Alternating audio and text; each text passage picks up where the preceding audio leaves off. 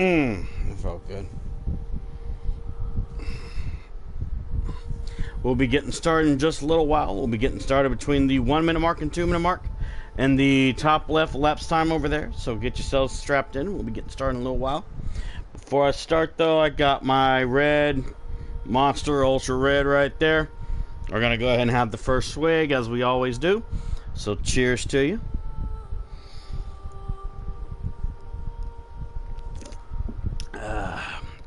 I needed that. Oh yeah. Oh yeah. Oh yeah. Yeah, I had something I had to deal with, which is why it's a little more closer to the 1 a.m. mark for me.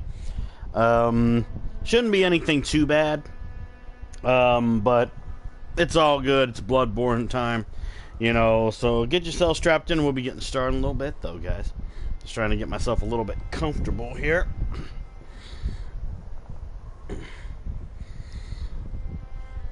Hey, Rumble. Welcome, welcome. Just trying to get myself comfortable.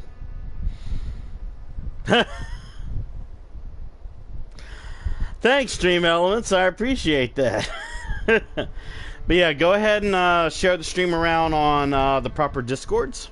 I'm going to go ahead and get started. So, hello, Internet, and welcome back to Bloodborne, The Adventures of Robin Hood. I'm your host, Onyx the Game Machine, and today we're going to be continuing the adventures of Robin Hood. Nothing really has changed since the last time. We're probably going to do a little bit of grinding. I just feel like I need to grind for the rest of this because I am using a weapon that's both my main and my blood tinge.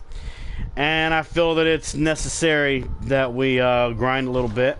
You know, I want to go up some more levels and stuff because I just feel that it needs to happen. It just needs to happen.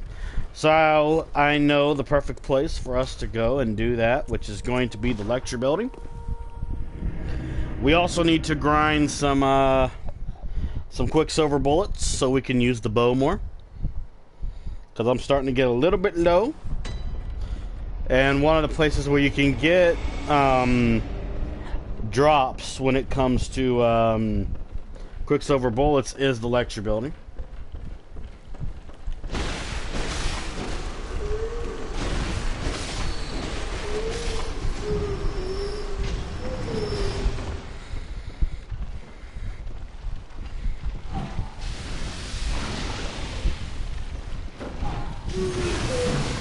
Oh, you little shits.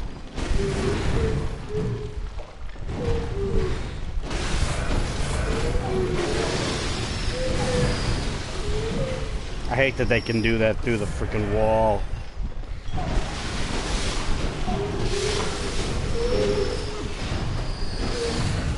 Power through. I don't have a thing like my axe, so it's gonna make things a little bit more tough. This actually all should be Quicksilver. No, we got a sedative there. Okay. That's perfectly fine. Class is over. But as you can tell, we're grinding souls pretty damn good right now. I actually need to check how many souls are actually needed to level up. But basically, this is a really great place to grind levels. So we're gonna go find out how many souls is needed to level up, so we actually have a goal to set up.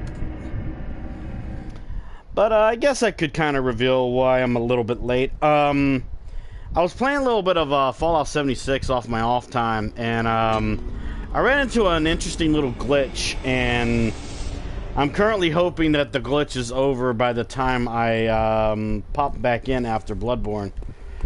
Welcome. It's just some stuff that I need to take care of before I decide to bring the game in for Fallout Friday.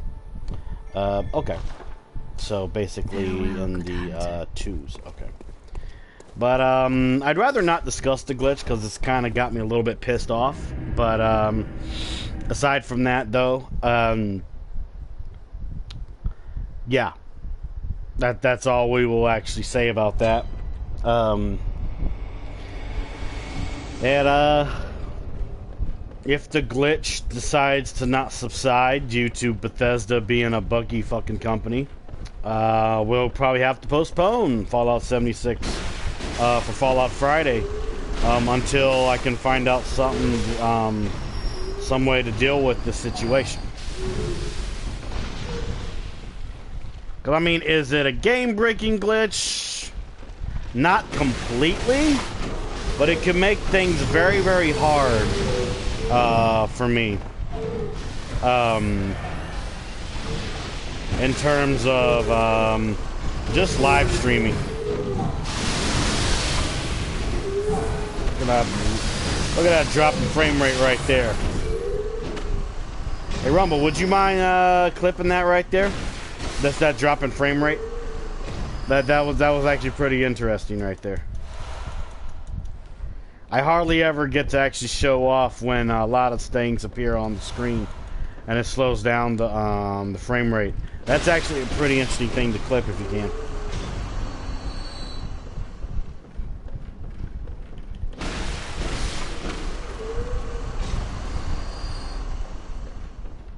But yeah, while Rumble clips that though, yeah, I'm hoping that it's a glitch that either they will patch or a glitch that I can, I had a feeling it was gonna buffer because it was slowing down the thing, man. But yeah, while Rumble tries to clip that though, yeah, I'm hoping to live stream Fallout 76. Like I said, the main reason why I haven't really been wanting to stream it, one, because Amazon decided to fuck with my order, and two, I've been running into small glitches here and there with the game. Very well then. But they're small glitches, but they're glitches that happen frequently. Like the server will crash or a disconnection with the server. This is a different type of glitch right now, but that's all I'm really gonna say about it. Because I'd rather like to avoid the subject of the glitch, but I don't mind talking about Fallout 76 though. There's a little bit of a difference there. But am I enjoying Fallout 76? Oh yeah, I'm most definitely enjoying it. I'm having a lot of fun. Sometimes the bugs and glitches that happen within a Bethesda game happen, but it's happening way too much with Fallout 76. Oh, thank you, Rumble. Thank you. Like I said, Rumble, as long as it gets the frame rate slowdown that was happening in that doorway, that's all that matters to me. I want that frame rate slowdown to be clipped.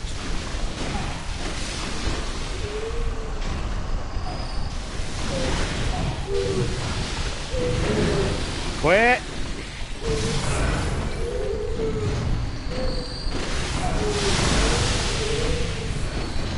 See, there's that frame rate glitch again there. Ah! Nope. Quit that. They're coming through the walls.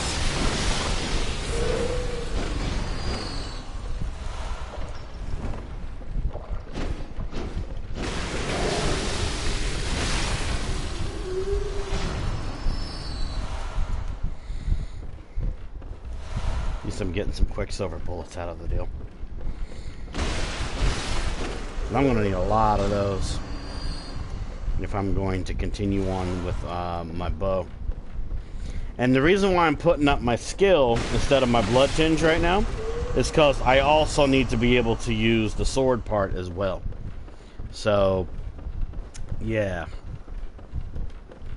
Right. Oh, that's coming from up there. Okay, never mind.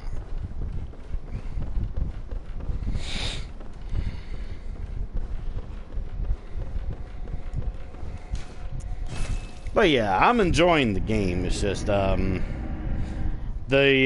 well-known Bethesda glitches have gotten worse in 76 than in Fallout 4.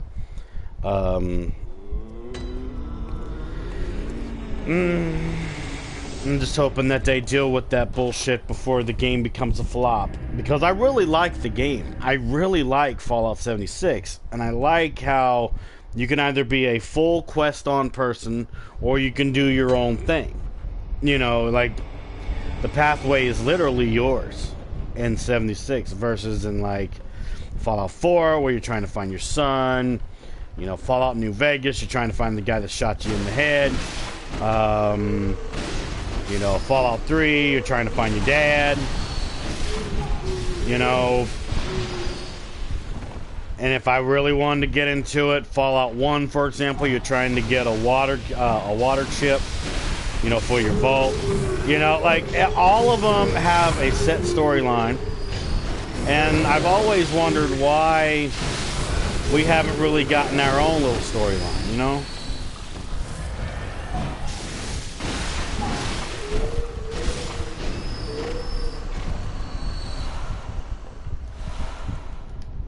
And Fallout 76 is basically that blessing that I've been wanting.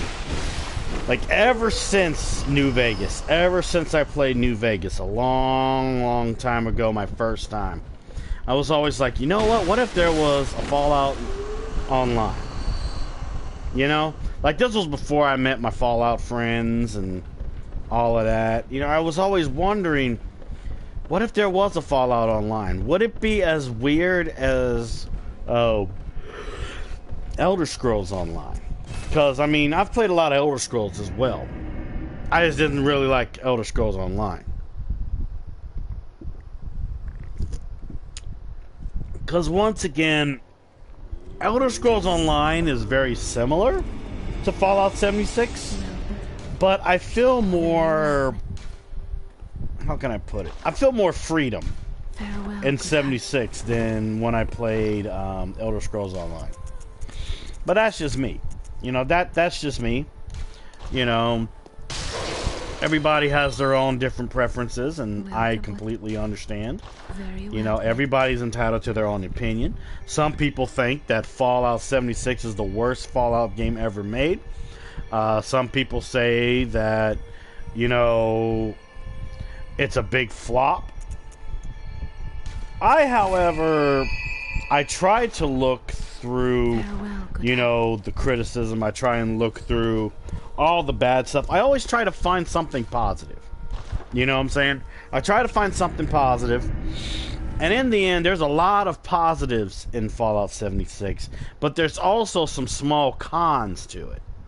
Hence, you know, the bugs and the glitches and the fact that, you know, I have mixed feelings about there really not being any NPCs versus, you know, not having any... Well, okay. A lot of people's main criticisms with Fallout 76, aside from the bugs, of course, because that's always going to be a big thing, is the fact that there's no NPCs to interact with. Okay? And I get it. I get it. You know, I really do. I get it.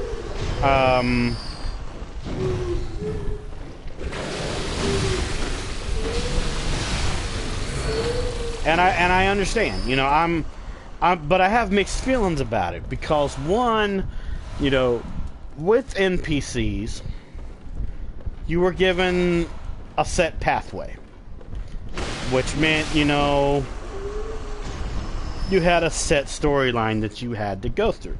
That's one of the reasons why I didn't really like NPCs in Fallout. I mean, I guess I like the NPCs in New Vegas.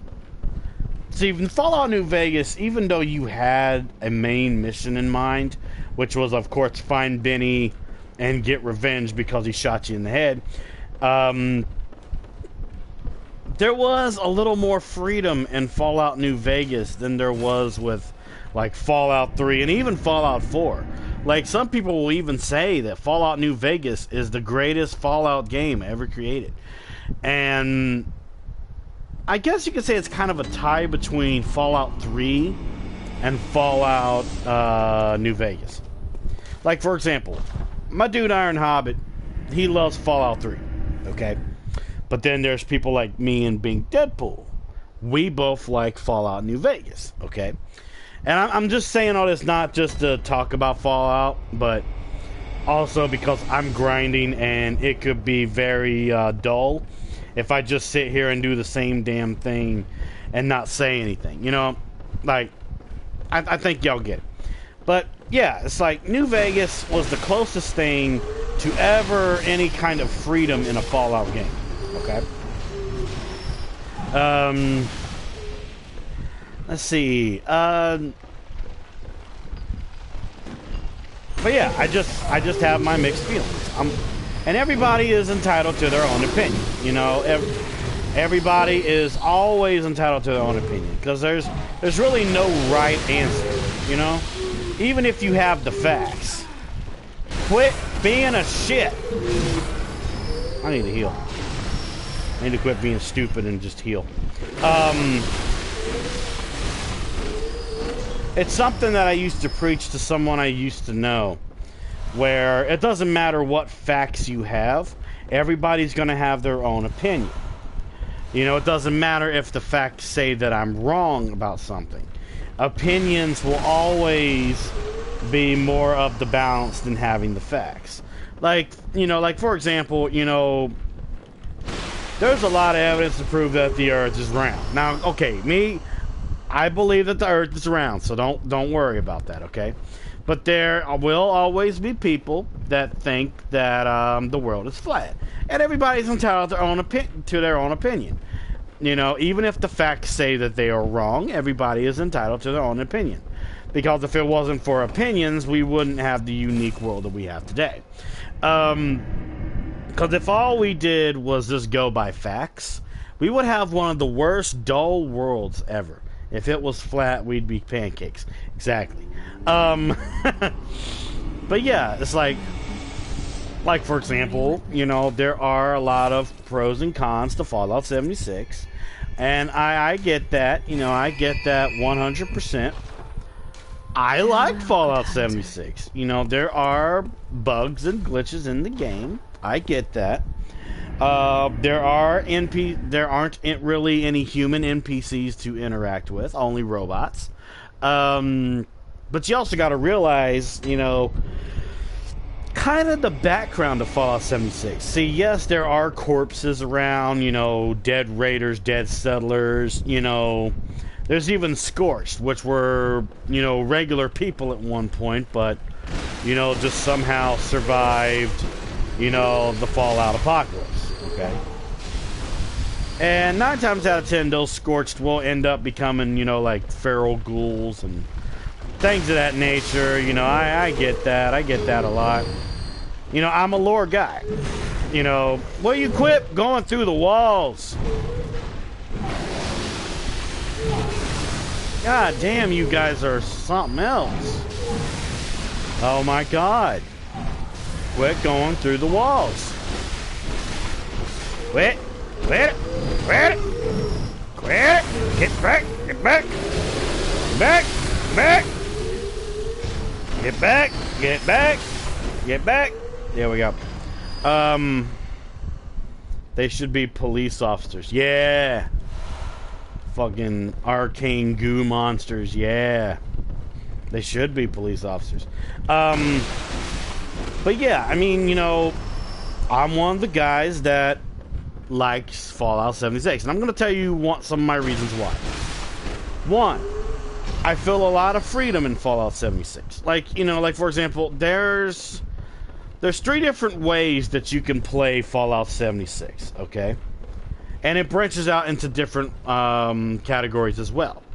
You can either play the game solo, you can play it PvP, or you can play it co-op. Now, the co-op and PvP count as multiplayer. You know, like, there's been many times where I've played some of Fallout 76 on my own time, and I've done nothing but solo. Because, you know, I can focus on myself, I can focus on what I have to work on, you know, but at the same time, I do help people out, because I am a co-op guy. I like helping people out. You know, like, I do some mercenary work on the side with my character, where I'm like, hey, you know, do you need an extra hand to get through some of the, you know, some of the world? You know, we can either work out a trade or, you know, front over 60 caps. You know, and I've had some situations where people have dished over 60 caps, and I've helped them out. I've gotten some good loot in exchange. Also, I've gotten some good levels in the game. So yeah, I've made my own character. I love how it's turned out. I like it.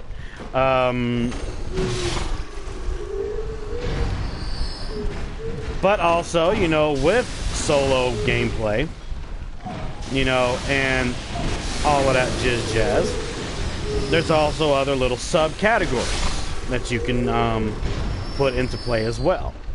There is also people that, you know, do nothing but main quests, you know, to level up. There's people that, you know, help other people out with their quests, you know, for experience and things like that. You know, and there's people that can just take their own way, where they can do a little mixture of both. I'm a combination of like a mixture of both, and, you know, maybe doing some small quests here and there. You know, like that's how I roll. You know? Plus, honestly, I'll reveal one of the glitches that I'm stuck on. Some of my main quests are glitched. But, you know, that's where, you know, there's an alternate pathway that you can take and say something happens like that. You can go and play the game, you know, killing as many things as you want. Of course, I don't recommend fighting other players. Let them play on their own, you know, let them do their thing. But in this particular situation, there's going to be people that don't like the game. And I get that. I get that a lot. You know, I completely understand the claim. You know, no NPCs. I've had some people tell me that it feels like the game Rust, which I can see that. And in case you don't know what that game is, just look it up. But also at the same time, people have been complaining about bugs. Okay, people have been complaining about bugs. I'll admit I complain about the bugs too, but I also got to realize the companies that these bugs are coming from. These bugs are coming from Bethesda. Okay, Bethesda has always been known for having bugs in their games, glitches and things like that. But in the end, it's still a good game. They still make really good games. And some people look past the bugs. Some people do nothing but complain and not even try to like the game. You know, some people that take the whole depressed route and just do nothing but complain instead of trying to find something positive about the game. I need to heal before I die.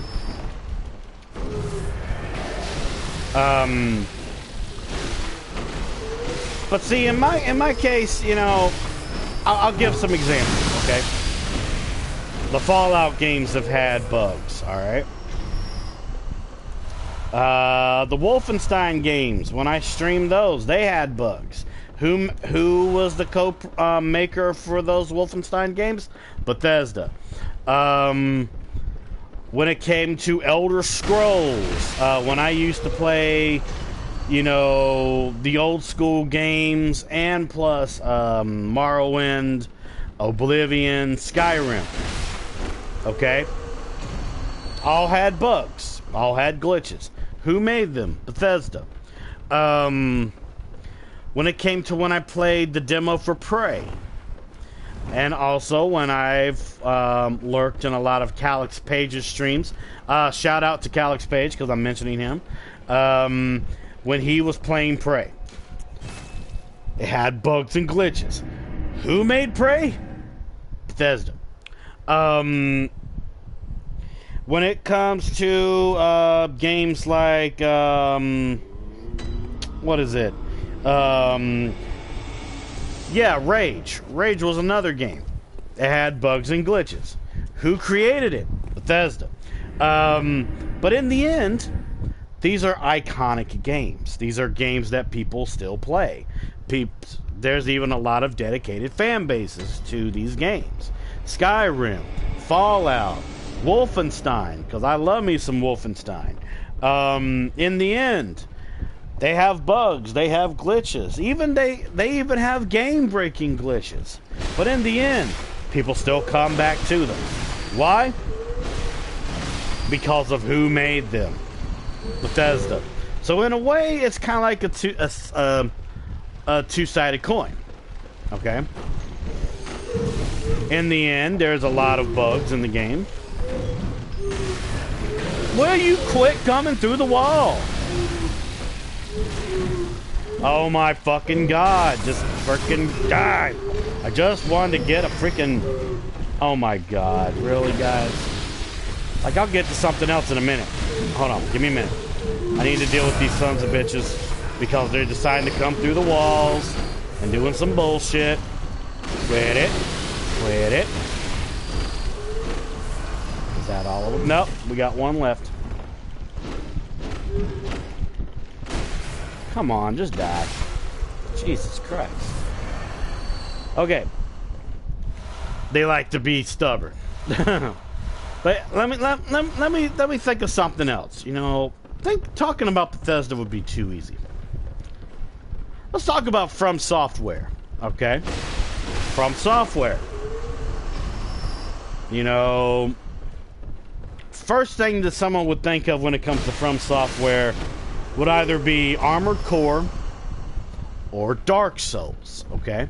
Now, Dark Souls has tons of bugs, okay? Tons of bugs. Even some of them can be game-breaking as well. I've ran into game-breaking bugs, hence why in Dark Souls 3, I've sadly ran into some game-breaking, you know, rare bugs, as to where I've sadly had to get rid of some of my side builds that I have. But in the end, I try to remake that character and I try to bring it back. But yeah, Dark Souls has tons of game-breaking glitches. Some of the glitches actually help you in the game. Alright? And I'm not kidding about that. I'm not kidding about that at all.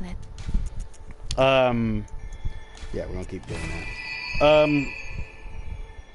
And what's another game that's From Software that has made? That has bugs, that has glitches, and things like that. Bloodborne. Bloodborne has tons of glitches. Hence why, you know, when I'm fighting these guys at the lecture hall, you notice that when they do their little stretchy attack, they can go through walls. It's bullshit. But in the end, there's so many positives about the game, yet so small and little bugs and glitches. Okay? Because in the end, I guess you could say, even for like Fallout or even Dark Souls, you can get addicted. Sometimes it's about the lore, sometimes it's about the game mechanics, sometimes it's about the armor, sometimes it's about the weapons.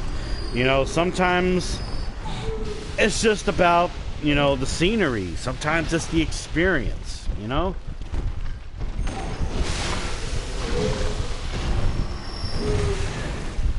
Oh, quit it.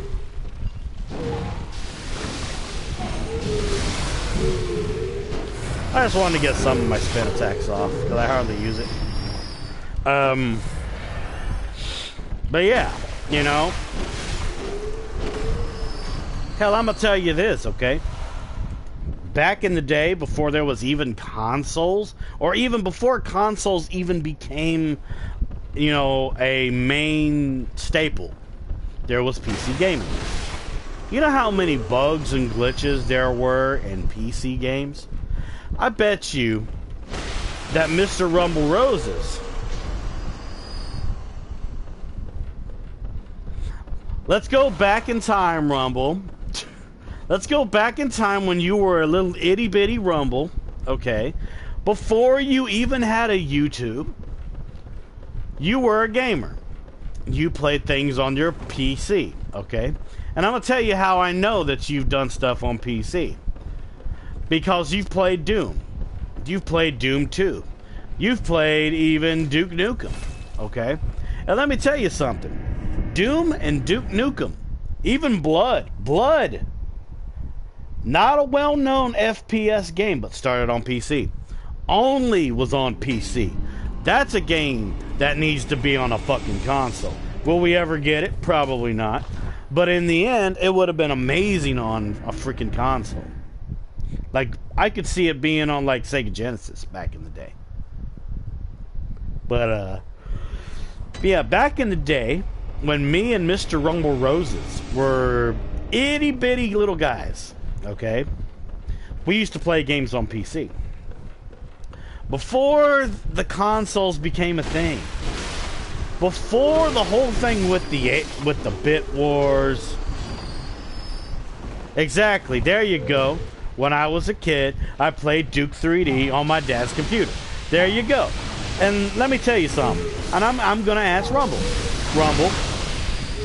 was there glitches and bugs in your playthroughs of Duke 3D? Was it ever a perfect playthrough? Did an enemy ever, like, you know, spawn in a place it wasn't supposed to? You know, yeah, here and there. See, even in amazing games, there's bugs. There's glitches. And you know what's funny? You know what's funny, though? And I'm going to explain it right here. Sometimes it's those bugs and glitches that makes you remember these games. Okay? It's just all about those bugs and glitches. Man, I'm gonna tell you. I remember the glitches I used to run into with Super Mario Brothers for the NES. I remember some of the glitches that you could do when it comes to Pac-Man back in the day on arcade. Glitches didn't even start on console. Glitches didn't even start on PC. Glitches started on arcade. And I'm gonna tell you what. Want to know the craziest bug I ever had on 3D? Sure. Share that while I preach my shit. Glitches started on arcade. And if you really want to get deeper into it, there was even glitches in Tiger handheld devices. Those stupid pieces of shit, okay? Like, there was, if I wanted to, I could do a whole fucking video about bugs and glitches. Only thing is, would anybody even watch it, you know? So it'd probably end up just being like a discussion video about bugs and glitches. And honestly, like I said, it's like some people, they remember games for, you know, their gameplay mechanics or their lore. How much you want to bet that some people actually remember games not just because of the gameplay mechanics, but also because of unfair situations, bugs, and glitches. And sometimes those unfair situations trigger with a glitch or bug. Hence why you don't see me really like getting like pissed off when it comes to these, you know, dudes over here. You know? No. It's because I know they're going to do it. I was playing Duke Nuclear Winter co-op. Pig cop was shrunk. Small and such, but he could still kill. Ah! Yeah. Okay. I remember a bug that I ran into in Duke 3D. Remember the button combination that you would have to do to make that one building like collapse and shit? I think that's where Duke does his signature, you know, I ain't scared of no quake one-liner. Well, one time I did the button combination and the building didn't do it. The building literally did not break. It didn't crash down. And basically I restarted the game. I did the button combination again and it worked. It just goes to show. This was a game I played a long time ago. Not counting World Tour, okay? But this was a game I played a long time ago, and I remember that glitch. Did it stop me from playing Duke 3D? No. Did I beat it? You damn right I did. You damn right I beat Duke 3D. And even on stream I beat Duke 3D. And Rumble could tell you I beat it. I even platinumed the fucking thing on here. That's LA Rumble with the Quake line. Yeah, but the button thing is Red District. Is it? No, you press some buttons on a console, and it makes the building crash down. You have to do like a button combination, and the building literally just breaks. I know what I'm talking about, Rumble. Because if you remember, that was a part that I couldn't remember when I played my Duke World Tour. And I was like, hey, Rumble, what's the button combination again?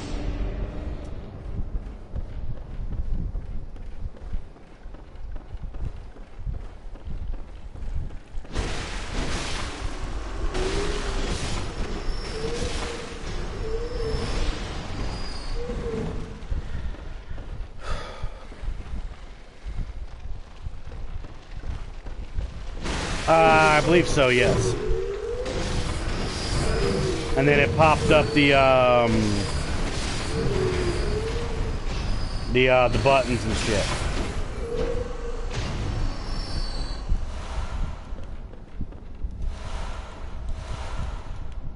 I also you see how many Quicksilver Bullets I have too. When I go back. Excuse me.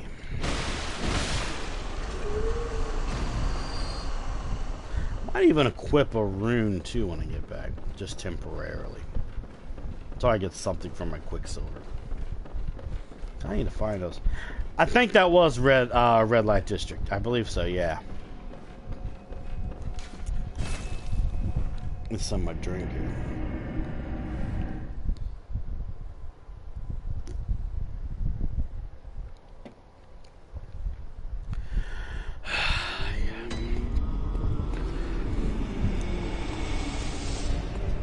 Actually, first, before I even check to see, I need to equip a rune real quick. Give me a minute. Do I not have it?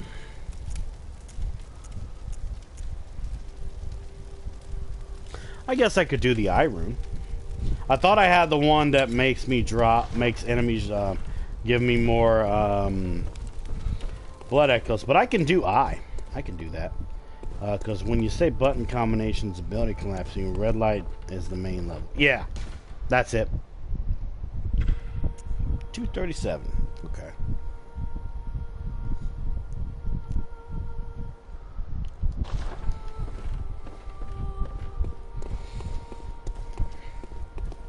Welcome. Basically, yeah. In the end, well, all games have bugs and glitches, man. All of them do. All of them do. I think I'm gonna actually use these to purchase. I can get more. Don't worry, I can get more echoes.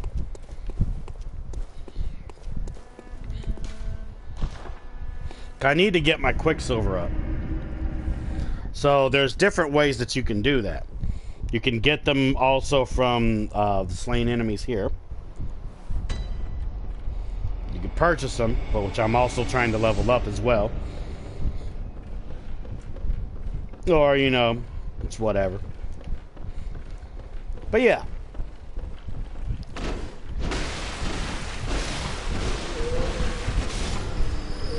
Yes, I do. And what's funny is that's considered a glitch / bug. See, you remembered that. How did they not aggro?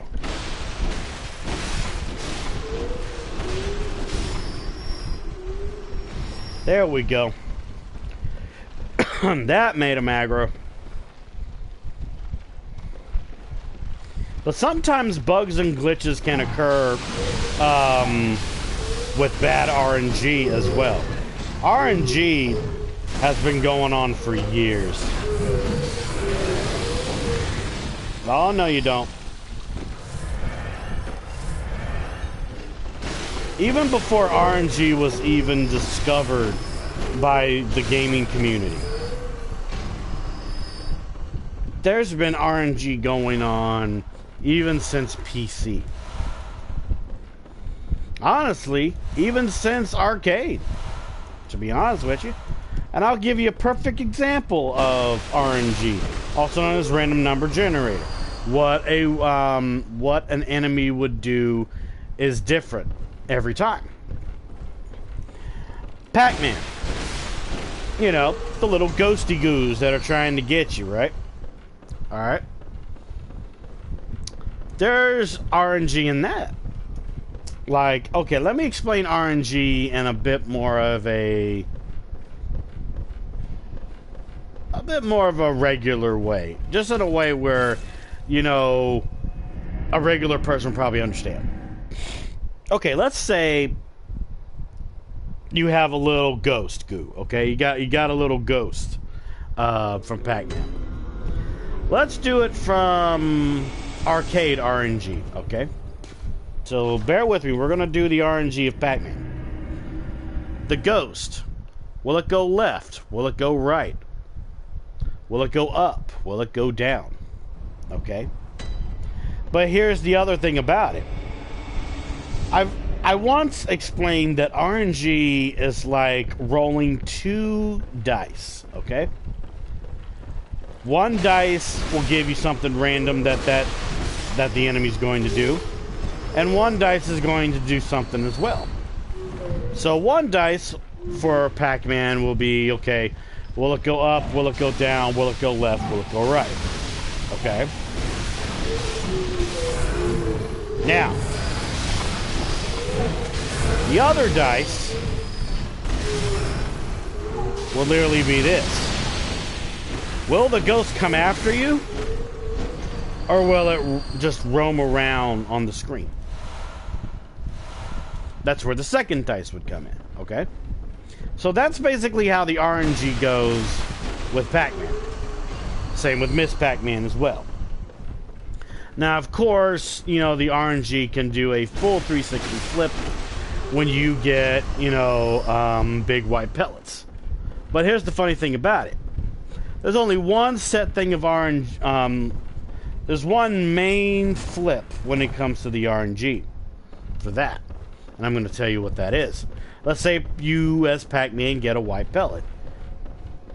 Will the enemy go up, or will it go down? Will it go left, or will it go right? Okay? But then this is where the second dice would change. Okay? This is where the second dice would change.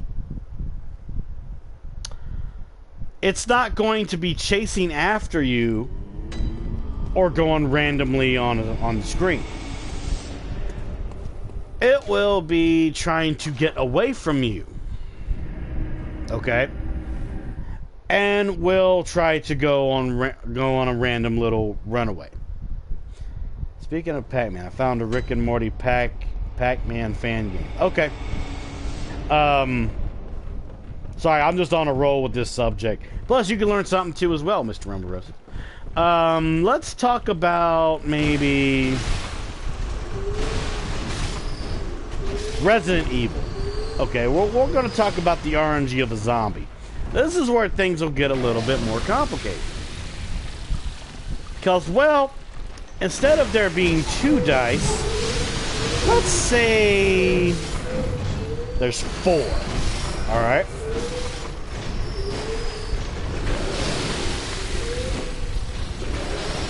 But it'll be a bit of a different situation, and I'll explain that. Alright. So, we got a zombie boy. Alright? We got a zombie and everything. He's in the room with you. The first dice, I guess you could say it could be more of a coin. We'll do it like that. We'll do a coin flip. Will the zombie see you? Or will it not see you? That'll be the coin flip, okay? Next. Let's say the zombie doesn't see you. Will the zombie just stand there? Will the zombie move forward? Or will it move backward? That's another thing right there. Let's say the zombie does see you. Will it chase you? Or will it grab you? Now here's where things are going to get a little more crazy. The zombie will grab you. Will the zombie bite you? Or will you be able to break out of the zombie's grasp? There's another thing. Now, I guess you could say talking about a zombie's RNG can be a little bit easy. So we're gonna amp it up some. A hunter. Okay? Now the hunter, in a nutshell, is a mutated version of a gorilla. And that's not counting the gorillas that are from Resident Evil 0. That's a completely different situation. That's not bad. That's not bad at all. And we'll use the rest of these souls to purchase more Quicksilver. There we go. Alright, so now, hunters. Here's where things are going to get a little bit complicated. First is the coin toss. Will the hunter see you? Or will it not see you? Okay. Now let's say it doesn't see you. Will it just stand there? Or will it move? Because here's the thing about it. Hunters don't really move unless they see their prey. Okay? Now let's say the hunter sees you. Will it chase you? Or will it jump at you? Okay?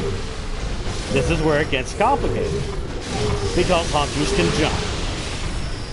Alright? Now, let's say the hunter chases you, okay? Will the hunter slash at you with his left hand first? Or will the hunter slash with his right? Okay? Now let's say the hunter jumps. Will the hunter do his pounce slash at you?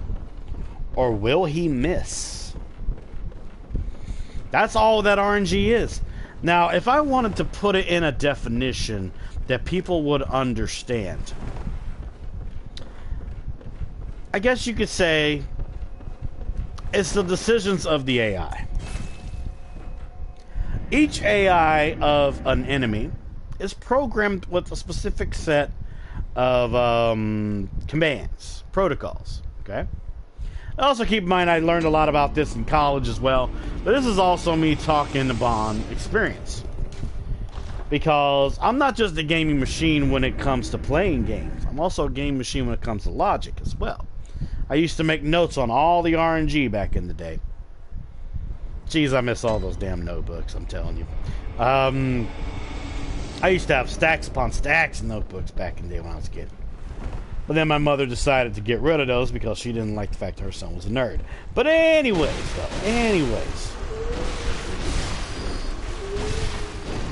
RNG is basically the decision making of an AI with commands and protocols. Okay. Now, the RNG of games does end up getting a bit more complicated depending on what generation of game you're playing. Okay? But that's a given. Because as we get more consoles or stronger computers and stuff, you know, the RNG becomes much more... What's the word? The AI becomes more... sentient, maybe?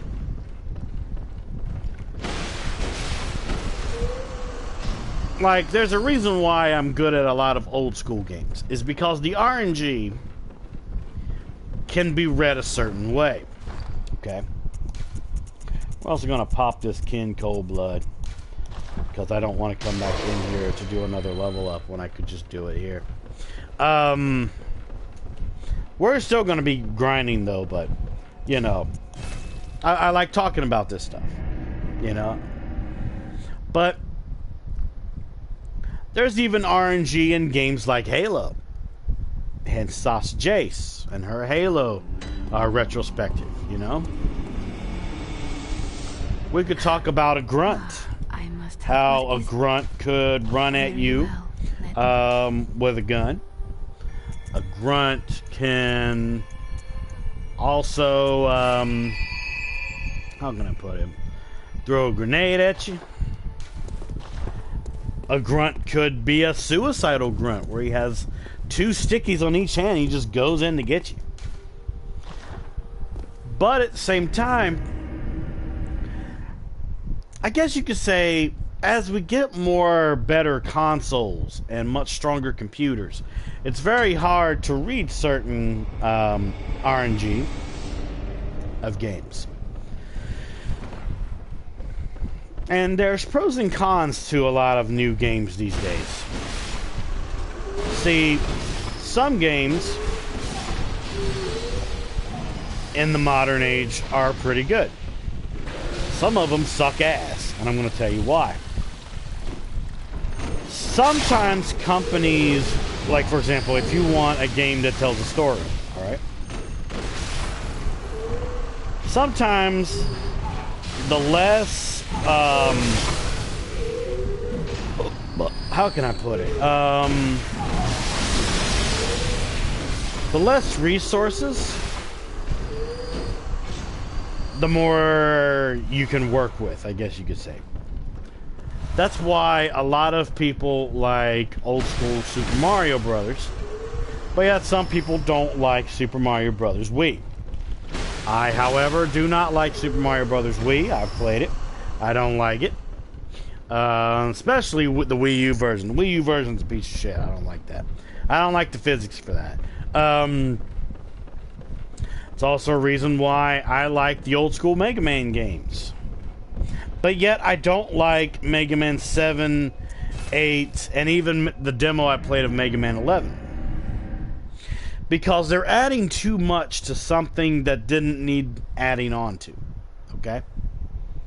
It's kind of like trying to fix something that you think is broken, but it's not broken.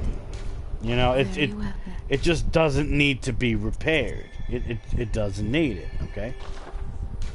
Farewell, good hunter. May you find your worth in the waking world. We're gonna just buy some Quicksilver with these. Alright, let's see how much Quicksilver we have, because we've been getting some Quicksilver like crazy.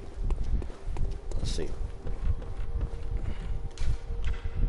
440. Okay, we're getting close to the max Quicksilver. Which, that'll be fun. That'll be fun to deal with. We're still going to grind a few more levels. And then we're going to buy some blood vials, too. Because I am kind of running low on blood vials. But yeah. You know. That's RNG for you. It used to be so simple. I think the max is between 500 and 600?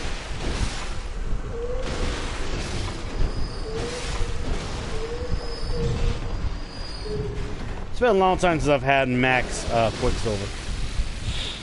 I usually know the max when it comes to health.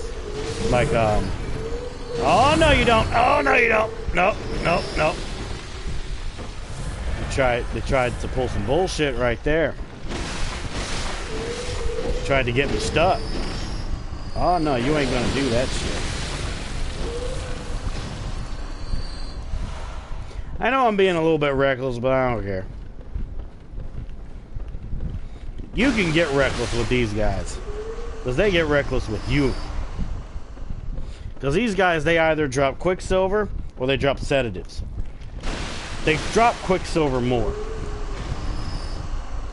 But because I have the eye rune equipped to me, I will be able to get more item drops. Because it ups my item discovery.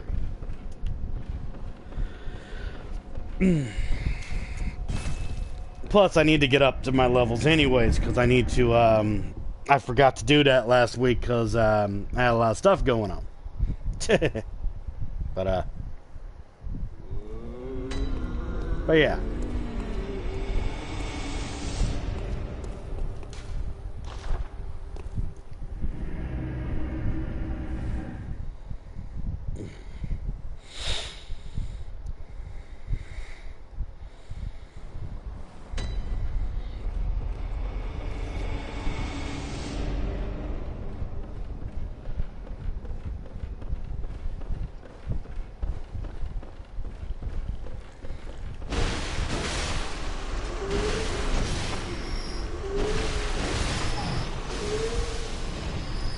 But because of my Bloodborne, the Hunter playthrough that I did, even though I did some co-op with that, I have actually learned that you can beat the game as a level 100. Oh no! Oh, come on! They had me stuck. I'll get revenge. I'll get revenge. They had me stuck right there. They had me stuck. It's alright. I can get those back. It was gonna happen sooner or later because glitches and bugs. That fucking crowd control. Which is another reason why I'm grinding. Because I need this sword to do more damage. Oh look, there's my souls. I know they're echoes, but I'm a Dark Souls guy. Souls are souls, no matter what you fucking call them. Okay? It also kind of cuts down a little bit of my grinding right there.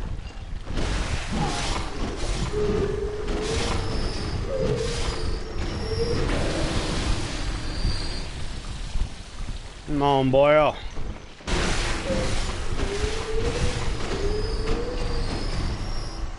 There we go. That's better. That's much better. But yeah, I could do this for hours, actually. I've actually done this for hours before. Sadly enough, yes, I have. That's how Jack the Ripper is up in the 200s in terms of leveling. Because when it came to my first playthrough of Bloodborne, I wanted to make sure that I could rely on myself more than I could rely on, you know, Bink around that time. It's also kind of one of the reasons why I over-leveled in Dark Souls 3 when I started that my first time. Because even though I wanted to play Dark Souls 3 with Bink, I didn't want to be the guy where, you know, you had to literally carry me throughout that whole game. We're going to get the skill at 50. That's what we're going to do. Then we'll work on the blood tinge a little bit, probably. Because I need to, I need to work on that bow's, power.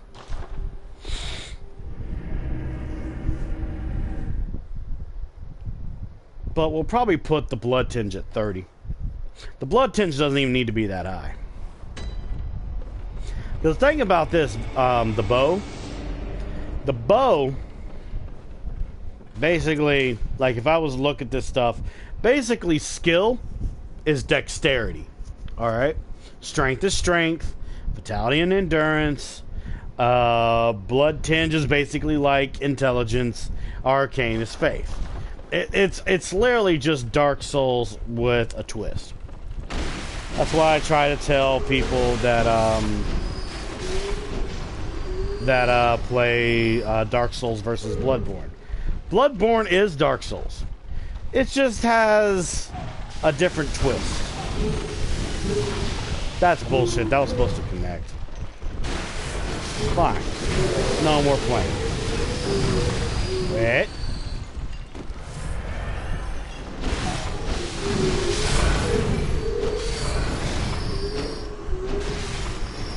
There we go. Look at all that Quicksilver. And also, when you get to your max Quicksilver, it'll literally tell you that you can't pick it up. which I think that's kind of interesting. But, you know, this is a Robin Hood stream. You know, I want to do it. There we go. And look, I got it back.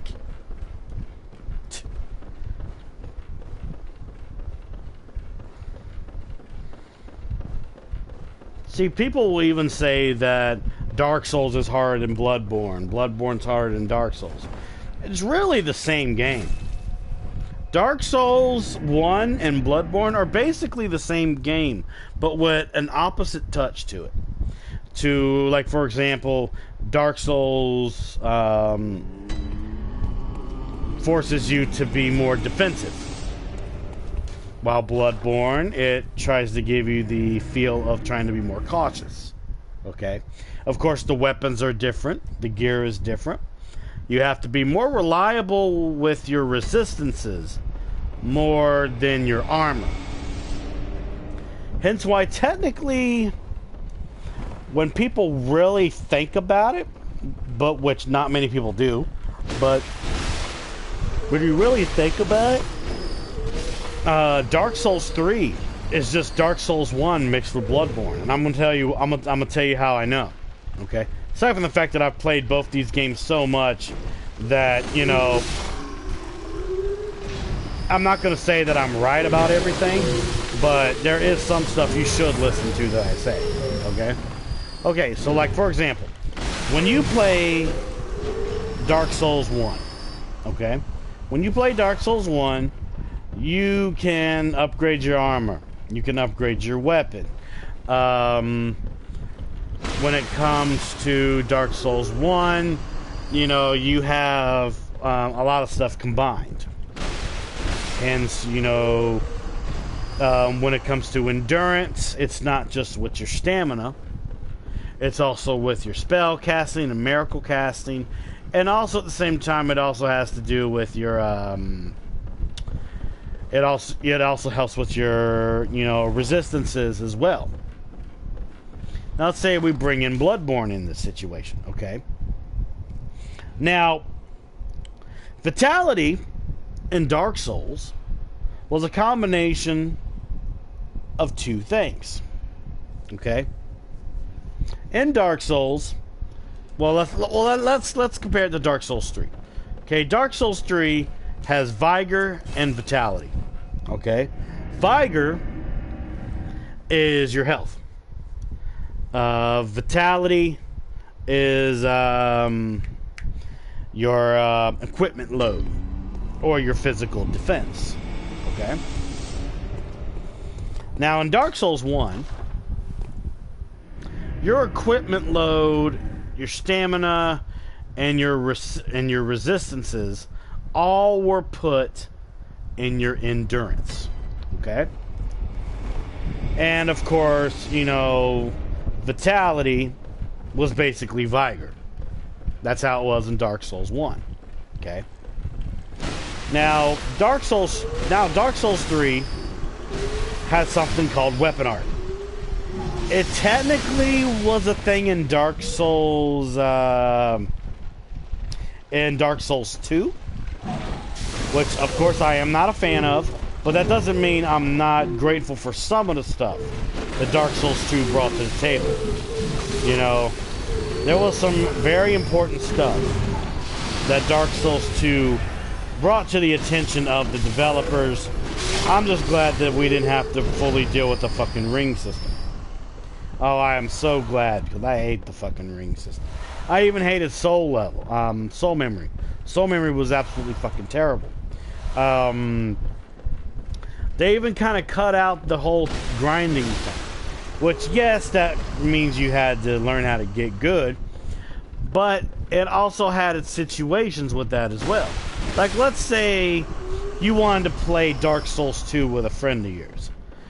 If you leveled up too high, you wouldn't be able to. And plus, if you didn't have a certain ring and have it set to a certain god or goddess on that ring, you wouldn't be able to put your sign down and help out somebody. It just wouldn't happen. And let's say your soul memory was too high. You can't always help somebody with a very high soul memory or a very low soul memory. Your soul memories have to literally be identical or in the same range. Very well. Which is why soul memory is shit and I can't fucking stand it. Hold up. My TV's trying to turn off by itself. Alright, while it turns back on, I'm gonna have some of my drink though.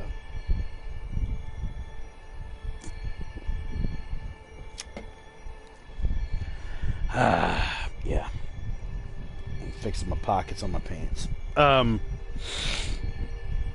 yeah, Dark Souls 3 introduced weapon arts. Okay? Dark Souls 2 introduced weapon arts, and Dark Souls 3 what's the word? Perfected it. Okay? Dark Souls 2 started weapon arts, and Dark Souls 3 perfected the weapon art system. Which is why it's very easy to do builds on Dark Souls 3 versus any other Dark Souls game. Because when they made Dark Souls 3, they made it to where you could let your imagination go wild. Okay? You could make any kind of build that you want, and that build would be yours. I mean, of course, you know, you would probably make some builds, and they would be based on probably somebody else's character. You were probably inspired by maybe somebody like, you know, Chase the Bro on YouTube, or Lost My Sanity on YouTube and Twitch, or even Fighter. You know how many people try to be Fighter PL? Oh my god. Some people learn a lot from Prod. You know, I watch Prod. I'll admit that I learned some of my knowledge on like certain builds with Prod. Oh, apparently my weapon's at risk. Okay, I'll be able to fix it in a little bit. We'll just deal with these last guys here.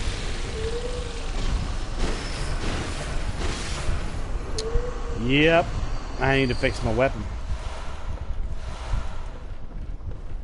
Alright, if that's the case.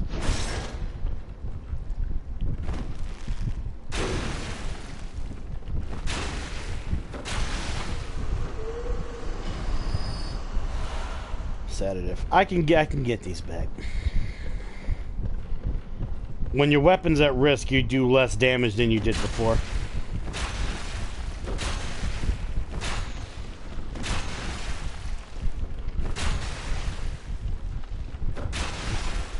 There we go. I can just fix my weapon. No big deal. I haven't fixed my weapon in a while anyway, so I need to do that. What is my weapon durability at? 42. Yeah, I should fix that.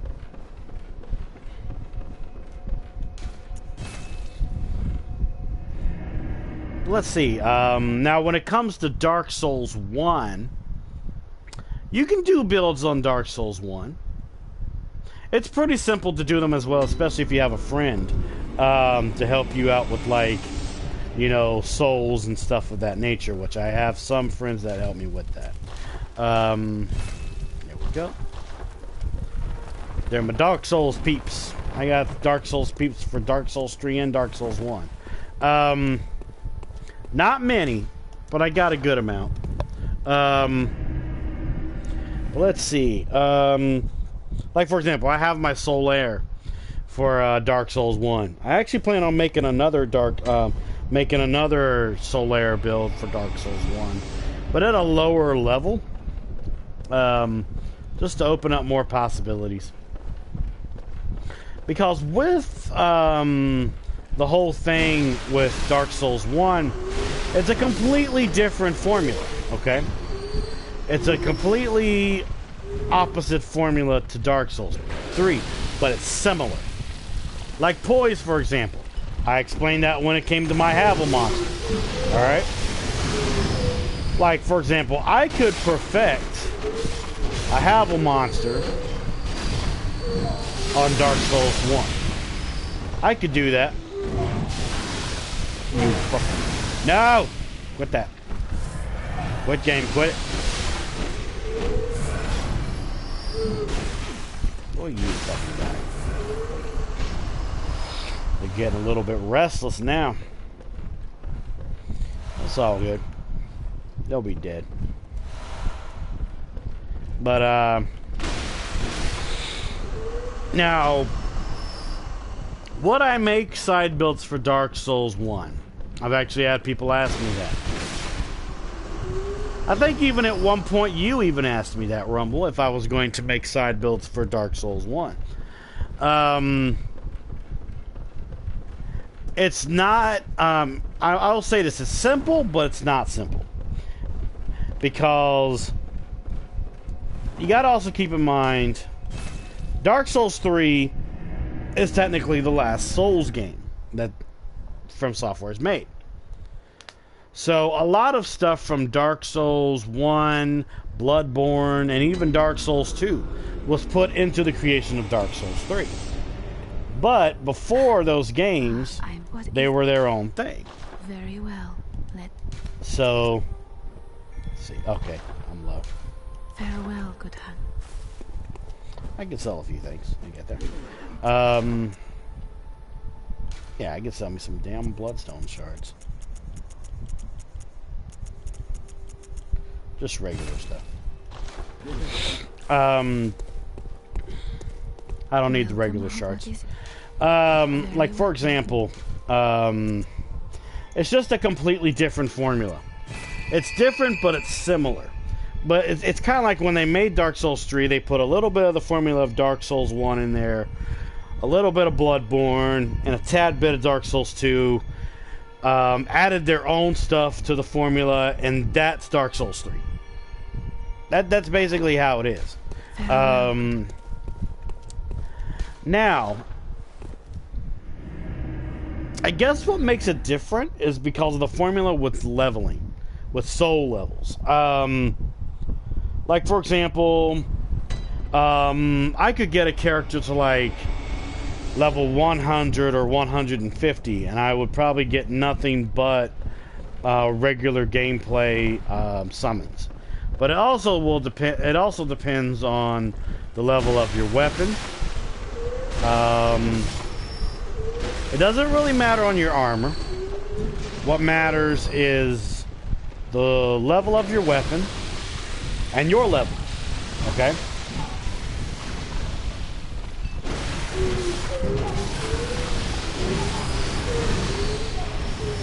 Now, that formula is very similar to the formula for Dark Souls 1. Okay? Except, I guess you could say, having a character at like 1 in 150 can be partially too high for Dark Souls 1. I guess you could say it does still matter upon the weapon level. It's mostly more solely based around the level of your armor that you upgraded to, the level of your weapon, and your soul level. So like, let's say I have my armor. Okay, I got a good way to do it. I got a good way to explain it to you guys. Okay, so when you're leveling things up, like weapons and armor in Dark Souls 1, you level up with what's called Titanite shards. There's different kinds of Titanite shards. But then again, there's also a lot of different types of Titanite as well. There's more different types of Titanite in Dark Souls 1 than there is in Dark Souls 3. Like, for example, there's the regular Titanite where it's Titanite shards, large Titanite, Titanite chunks, and of course the regular Titanite slab. There is also large green Titanite. There's also red Titanite chunks, white Titanite chunks, red slabs, white slabs, blue chunks. It's all based around the leveling of your weapon in terms of elemental ways. Alright? I don't know why That missed all those damn times. So in that particular situation, I try and keep it in the Titanite shard range. So like, let's say I wanted to make a character that would help only with the gargoyles, like the bell gargoyles in Dark Souls 1. Okay? Like, let's say I wanted to make a character like that. Let's say I wanted to make a Solaire like that, okay? So for one, I'd have to have a character that is a low level. He needs to be low level. He has to have his armor, I'd say, fully maxed out with Titanite shards. To the point where you would need to get large Titanite to upgrade your armor and your weapons. If you can get your character's upgraded stuff, I think it's to like +3 for armor and your sword, you should be alright. For leveling though, let me think about that, because the formula is different in Dark Souls 1. I say you could probably get away with a level 30. Like, if I made a level 30 Solaire with +3 of his helm, +3 of his armor, +3 of his gauntlets, and +3 of his leggings, with a +3 Sunlight Straight Sword, he would have to have the Havel Ring as his main first ring. You shouldn't have... Well, technically, you could have something in your second slot because you wouldn't be having Solaire fight one of the lords. So, yeah, in that particular situation, yeah, just +3 everything. Because let's say you wanted a boss that would... I mean, let's say you wanted to make a character that would fight the Four Kings. Okay? Let's say you wanted to make a character that would fight the Four Kings. That means you would have to have a ring of your choice for the first slot, because you can only equip 2 rings in Dark Souls 1. So the first ring can be a ring of your choice. Okay? The second ring would have to be the Artorias ring. And the reason for that is so you can enter the Abyss. Because you need that ring to enter the Abyss and fight the Four Kings. That's a given. Alright, that's a given right there. So there's that. That's a lot of sedatives.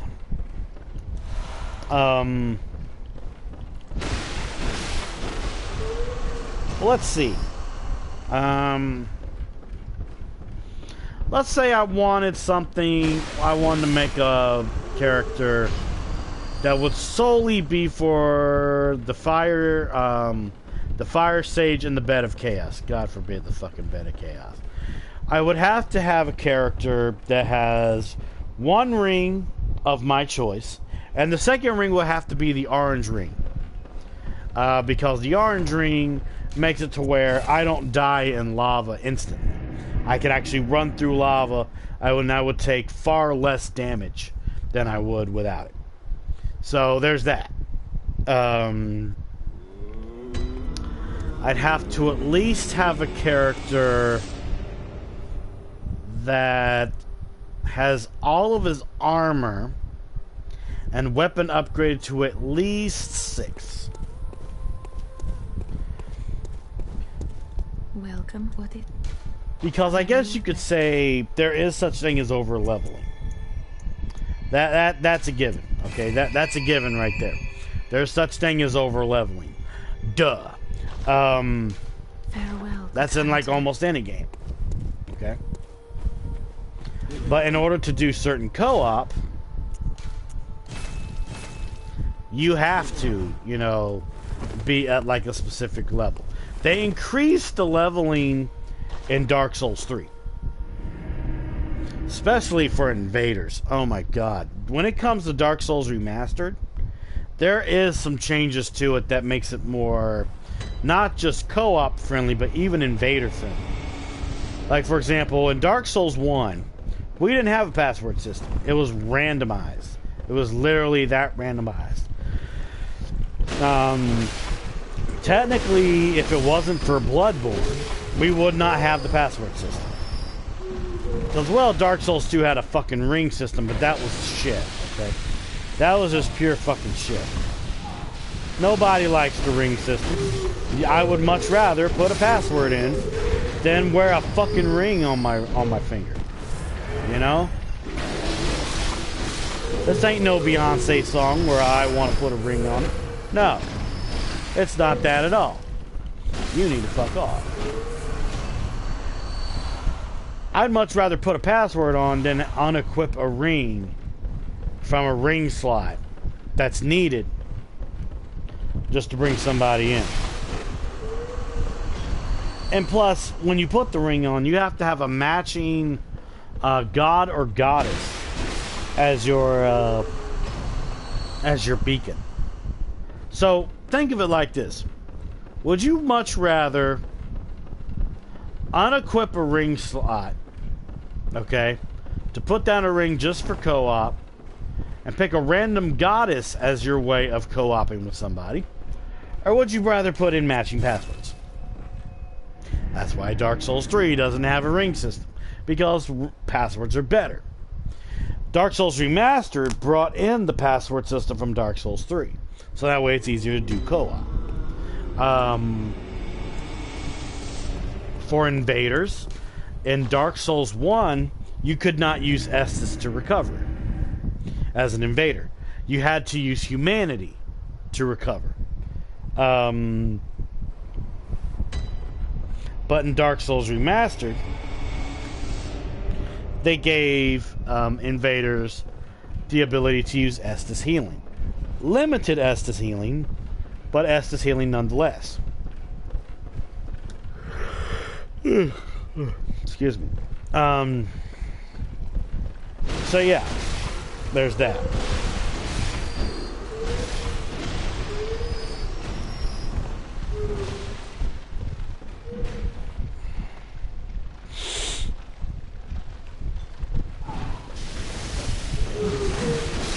There we go. Got my spin attack on. Now. Quit it. They keep coming through the wall. They're like Chris Jericho. They're trying to break down the walls. Jericho. There we go. They all did. But yeah. There was a lot of significant changes. Like, for example, they added a bonfire in the catacombs for Dark Souls Remastered. Okay?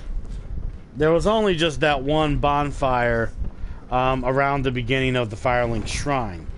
That would be your way of having a bonfire. They added one where the skeleton blacksmith is.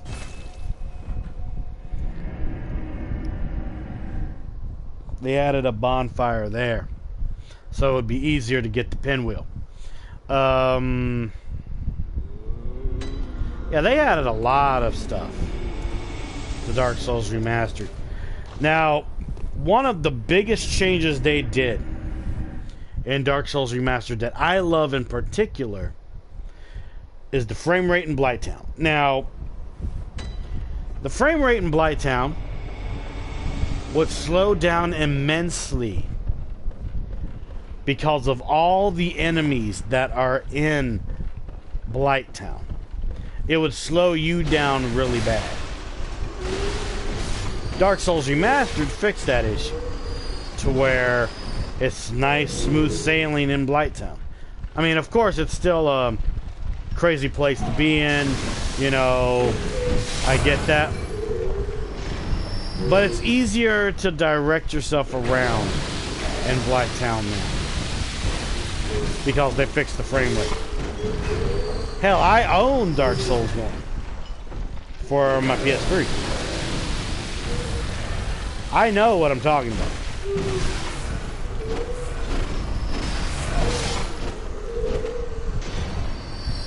let's see. They moved the let's see. They moved the bonfire around before you fight the fire sage. Also, it used to be covered up by a freaking caterpillar.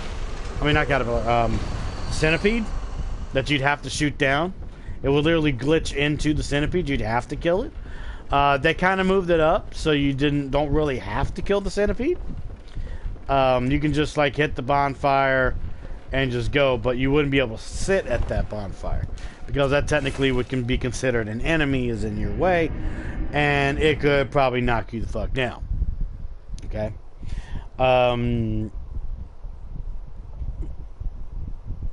But yeah, that's absolutely crazy. That's why, in a way, Dark Souls Remastered is still Dark Souls 1. Let me stand close.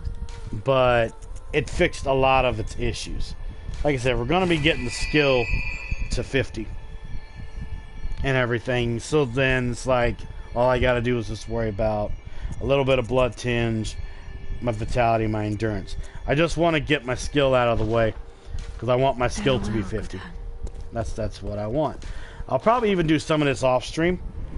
I kind of had a feeling I wasn't going to fight any bosses today because I just wanted to focus on getting Robin Hood ready.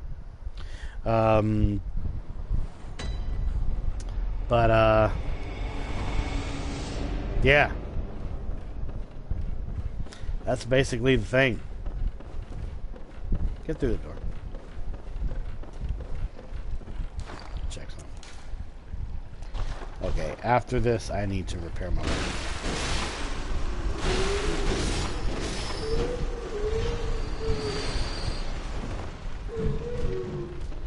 So, anyways, aside from me, you know, running my freaking mouth, how was your day, Mr. Rumble Roses? What did you do today? Did you eat anything nice today?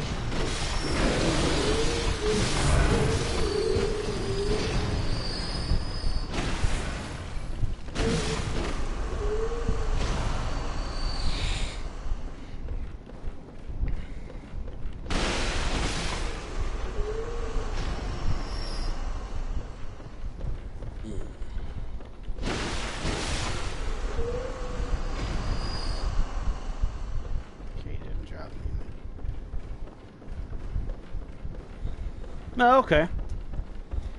What'd you eat for dinner, homie? I had me some nice fish with a side of macaroni and cheese. I also put some shredded cheese on top of it. It was really tasty. That's why I was really into my food when I was eating and I was watching Pika. She's playing Dark Souls Remastered. That sounds good.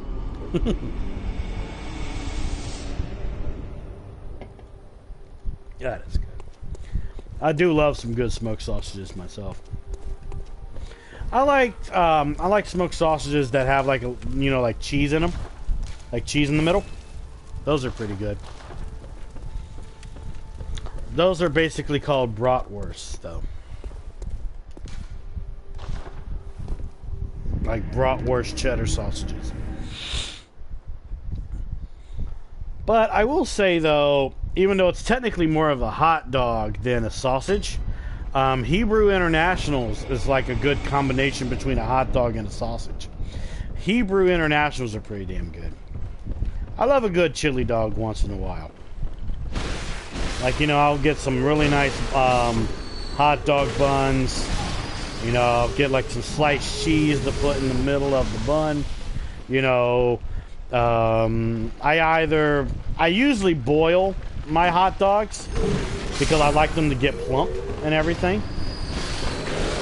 Plus, you know, it just makes the hot dog bigger.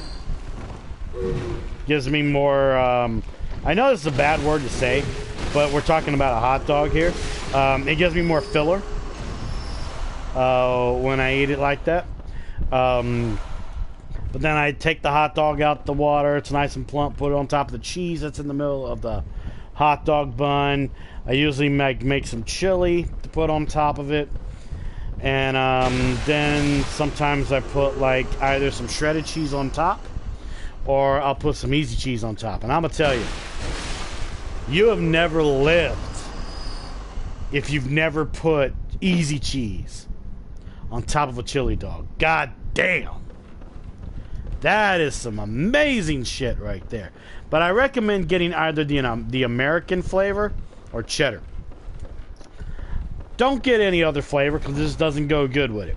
But oh my god, you have never lived if you've never put easy cheese on top of a chili dog. God damn, that shit's on fire, my dude. That shit is on fucking fire. And it usually does the trick. It usually, like, literally does the trick right there, man.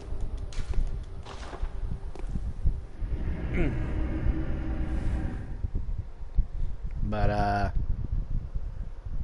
yeah. I'm a chili dog guy. I'm always going to be a chili dog guy. What's hilarious is what got me into chili dogs. Well, Sonic the Hedgehog from the Adventures of Sonic the Hedgehog, where Sonic's voice was voiced by the Steve Urkel, also known as Jaleel White. I love my movies, man. I love my shit. Oh yeah, me too. I love Wolf Brand chili. What's funny though is how I learned about Wolf Brand chili. Did you know that Wolf Brand chili is what's used by an episode of King of the Hill? Basically, Peggy makes her chili with Wolf Brand chili. Yeah. Can you believe that shit? Yeah, I like Wolf Brand chili because it's chunky and it does the job, man. Like, it literally just, it does the job. It does the job. But if they didn't have Wolf Brand chili, I'd probably go for a nice chunky Hormel. And then if they didn't have Hormel chunky, I would probably go with Texas Pete chili. Now, I'll tell you, Texas Pete chili can be pretty damn good if you doctor that shit up. Like, there's this favorite hot sauce of mine. It's mild, but they also have a hot version. It's a... Well, my landlady calls it a Mexican hot sauce, and she's Honduran, so I'm allowed to call it that. She got me into this hot sauce that's thick, kind of like a salsa, but it's not a salsa, it's a hot sauce. And it's called Valentina. If you make chili, and you put a little bit of Valentina in there, well, what is that shit'll be on fire, my very dude. well. That shit will literally be on fire. Yeah, we're gonna stop that at 50. Good hun. We're gonna use these souls to repair that sword. Oh, there we go. Yeah, now we're getting started. Doody doo doo, doody doo doo. But yeah, pretty much. You know, that's my thing about chili dogs. I also love macaroni and cheese. Macaroni and cheese is one of my guilty pleasure meals. Like, especially if you have like some Gordon's fish. I usually go for like salmon or cod. Get it seasoned. Now I'll tell you this, okay? I love the Gordon's Fisherman salmon that comes in like a little box. So even the cod as well. And I'll tell you why. It doesn't have a lot of like complicated ingredients or anything like that. You know, it's all natural. You know, there may be a couple like preservatives in there, but it's nothing like really bad or complicated. You get some of that and you cook that up on the side with some macaroni and cheese. More preferably either some nice thick Velveeta or a favorite of mine, which is Bob Evans macaroni and cheese. I'm gonna tell you, you don't even need to put any cheese on top of it, but I like to put a little bit of shredded cheese on top of some Bob Evans. let me tell you what, man. You microwave that Bob Evans the way it says on the packaging, and you get some shredded cheese and you put that on top of it when it's cooling off, dude, it's on fire.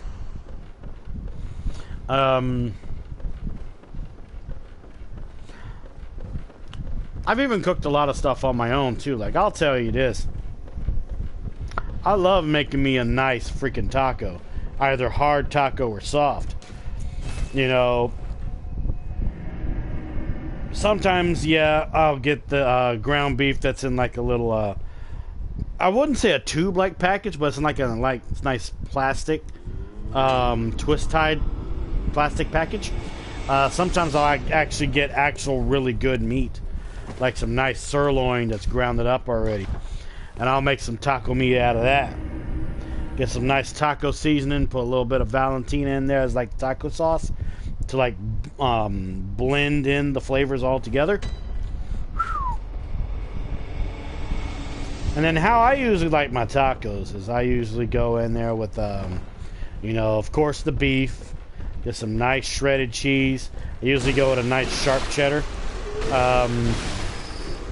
And then sometimes I'll put a little bit of Valentina on top of it. Just a little bit. And then I'll put some sour cream. Because I'm going to tell you, I love sour cream. Every time when I get something from Taco Bell, I always get it with some extra sour cream. Why? One, because I can. And two, it's really good.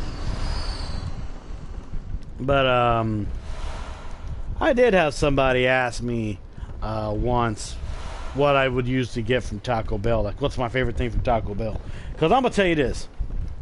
Of course, Taco Bell is not, you know, real Hispanic food. Whomever thinks Taco Bell is Mexican food, you're fucking dumb, okay? Well, that's simple too, Rumble. You know, meat, cheese, and sour cream. That's still simple.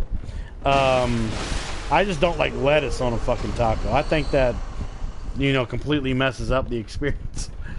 I fucking hate lettuce on a fucking taco. But I'll have a dried spinach salad though. Sometimes. Sometimes I'll even have a nice bowl of green peas. You know, like I eat my vegetables. I just don't like my vegetables mixed in with beef. But I'll mix in meat with a vegetable. I just won't mix vegetables with a meat. It just kind of doesn't work like that in my brain. Very well then. Okay, I need to go up a little more. Farewell, good hap.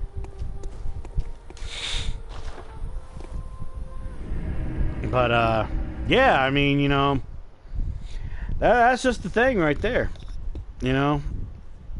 But yeah, Taco Bell though. One of my favorite things on their menu is the quesarito. I like the quesarito with beef, extra sour cream. That's always my regular. Some of my really close friends that live close to me know that that's my regular. Now, if I really wanted to spend money at Taco Bell, like if I haven't eaten nothing all day, and I wanted to eat a really big meal from Taco Bell, okay, I would probably end up getting 2 quesaritos, a 5-layer beefy burrito, and well, no, let me take that back. If I really wanted to get a big meal from Taco Bell, of course I would not get a box, because sometimes the box meals just don't do it. You know, I like what's called variety. Alright? So, if I wanted to get a big meal from Taco Bell, and I hadn't eaten nothing all day, and I wanted to literally be full from that meal, maybe overstuffed, but full nonetheless, I'd probably get 2 quesaritos beef, extra sour cream, and probably 2 5-layer beefy burritos with extra sour cream. That's what I would get if I really had the money to spend, which I've had that on some occasions. Now also keep in mind, it is a lot of food. Like, okay, you could say the Onyx is a pig, you know, all that. That's fine. But I exercise, though. Because, you know, I may be an overweight guy, but that's because of my genetics. I got these guns right here, okay? And that's not flab. That's muscle right there, man. That's muscle. See that? That's muscle right there. I mean, I am a little flabby right there, but that's because I'm overweight. I got muscles, okay? I got a strong back. Even though I've had back problems recently, that doesn't mean I can't put something heavy on my back and go long ways with it. You know, I'm stronger than the average bear, my boy. You know, don't go doubting your boy, you know.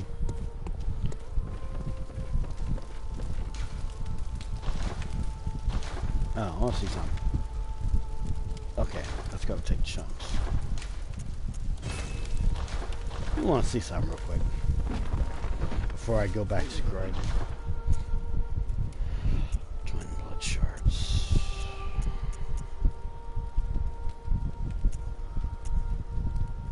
Okay. Cool. Alright.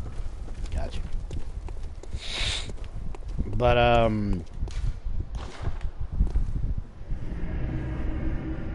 But yeah, you know, I like to eat, but I do my exercising, you know. I'd probably say the only times I ever don't exercise is if I'm in pain. You know, like if I'm in pain and I gotta take me some pain medication, you know, I'm not gonna exercise for that day. But the next day I will exercise. Either that or when my pain subsides, that's when I'll exercise.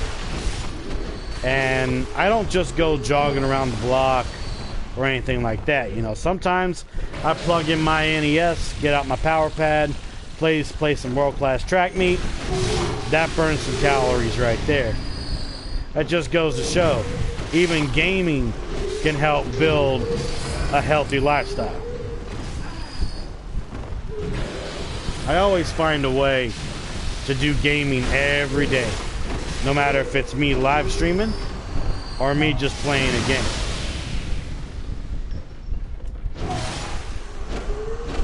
Yeah. Aha, there we go. Look, Rumble. Unable to acquire Quicksilver Bullets due to inventory or storage max. I officially have full Quicksilver. So, we're going to have a little bit of fun.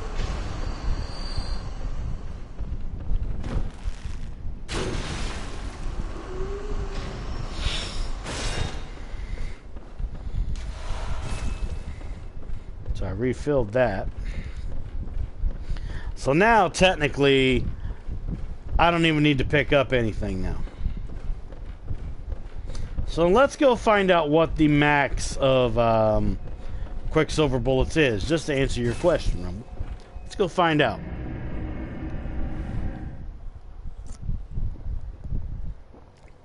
Let's go find out.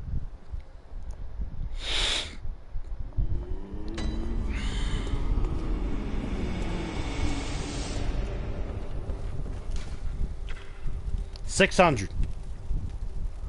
Max Quicksilver is $600. There you go, Rumble.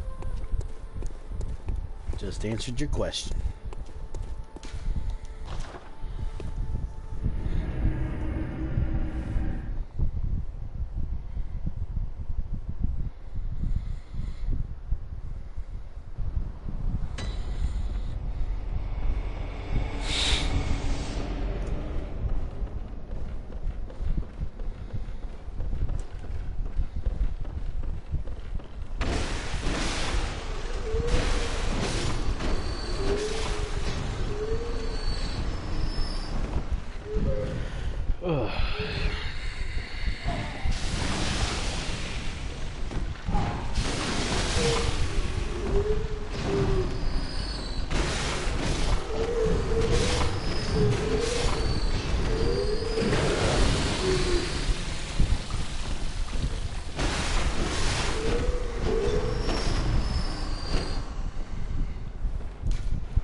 Still max. Alright.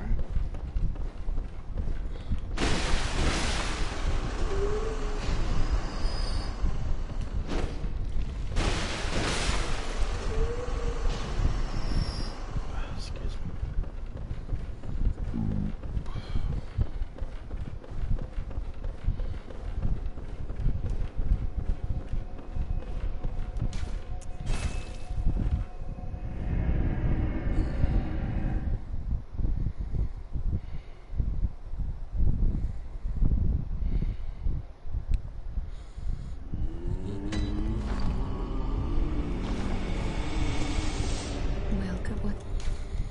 Very well.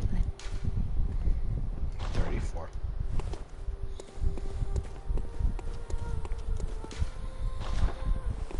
$34. $34. Gotta get that 34.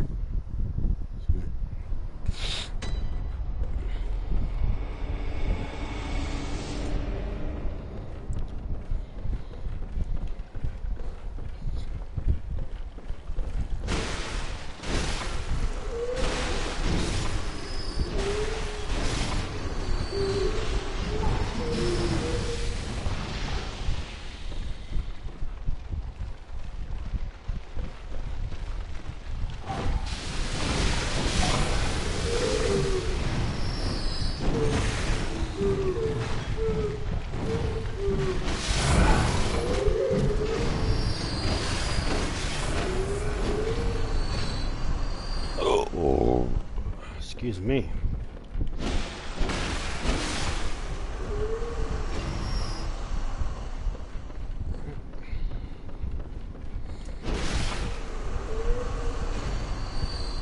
I can most definitely feel a difference though with the sword. I can feel a difference. And I think it's interesting.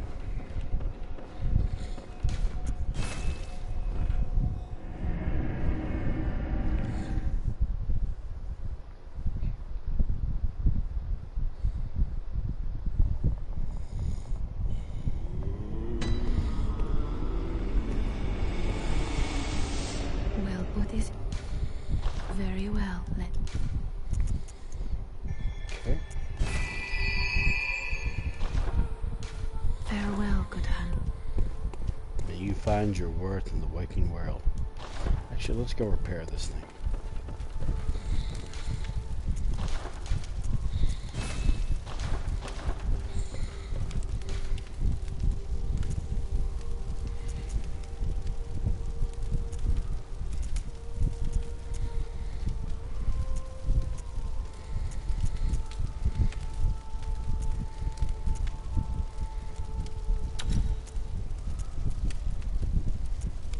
Yeah, we'll do that. We'll increase our health a little bit. I need to put something in that room slot. One more level. And then we'll have the skill at what I wanted it to be, which is 50.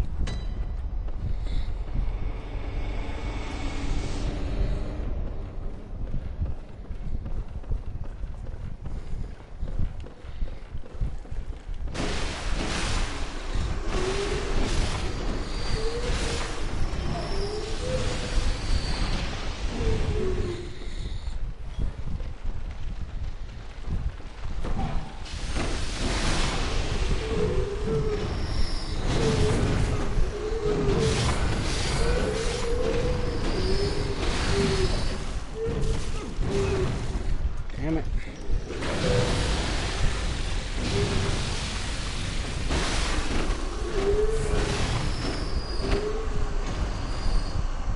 Ouch. My ear was itchy there. Get over creepy.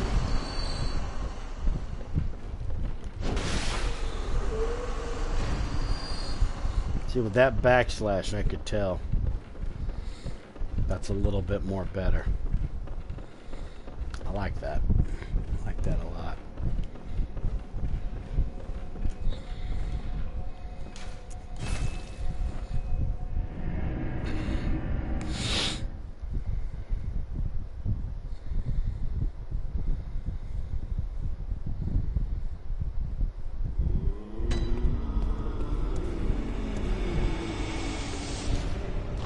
Because imagine when I upgrade this sword all the way. It might actually get past 400 even on its regular state with the gems I already have equipped. And best believe I will be farming gems for this guy, because I do plan on using him to help out other people.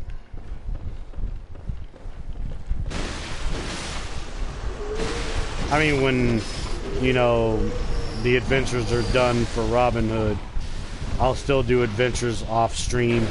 Might bring him back for co-op, you never know.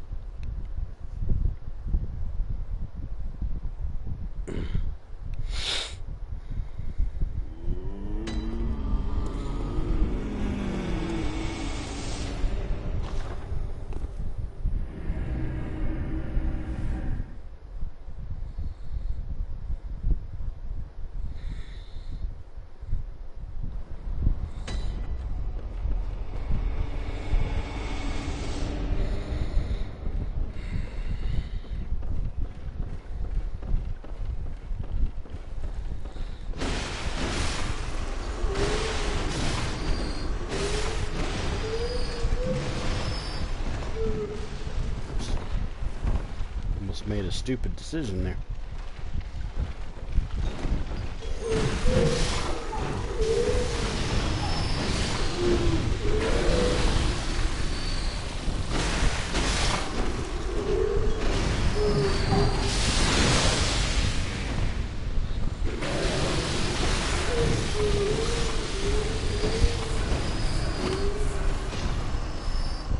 Dead.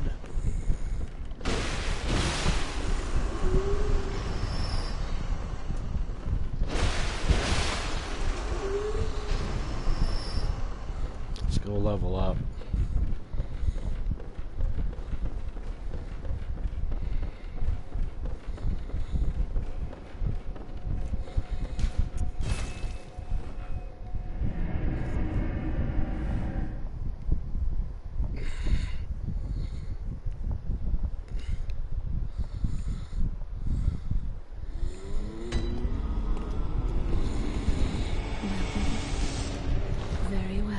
Me stand close.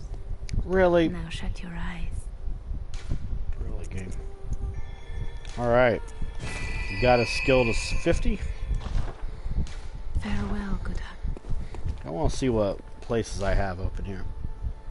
Okay.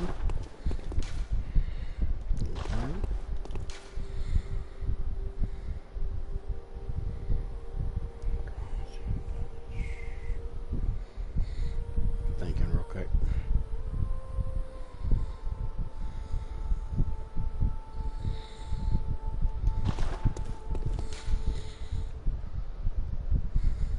Okay, if I'm in Nightmare Frontier.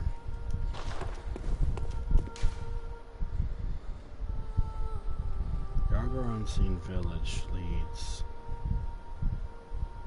to the One Reborn. I'm thinking.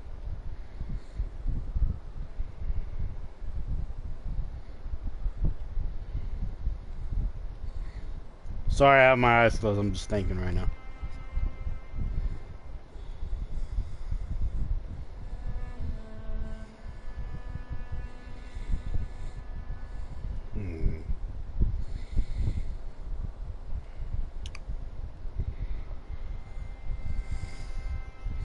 Let me try something.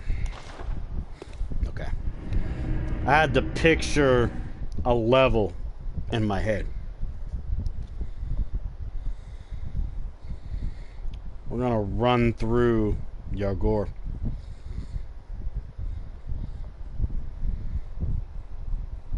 We'll pick up some things, but we're not gonna pick up everything.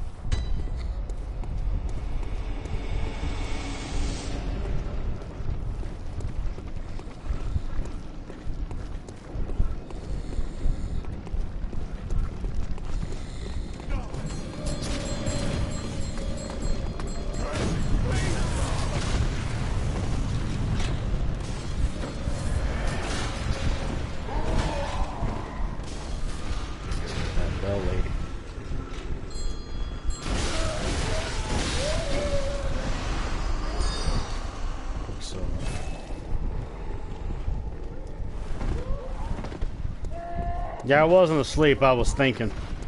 It's how I think sometimes. Okay, that doesn't open on that, so it's how it opens.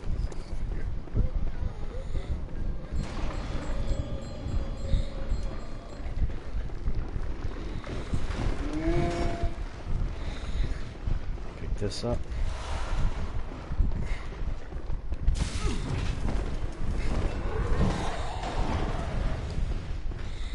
Opens as me.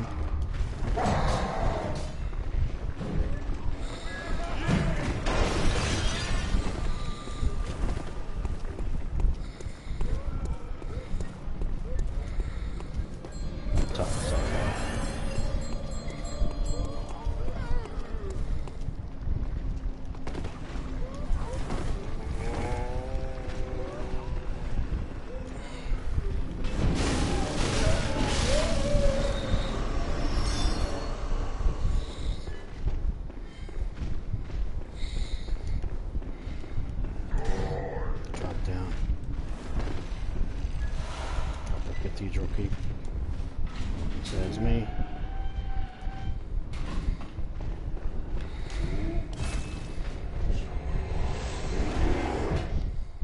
Got the key. That's going to lead to the upper cathedral ward. So I got that. Now I need to do the rest of what I got to do.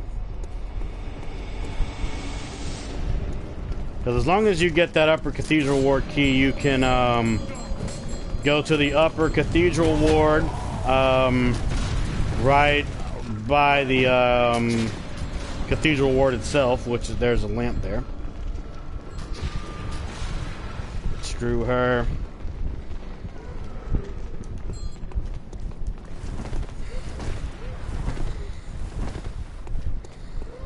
Luckily, I know my way around here.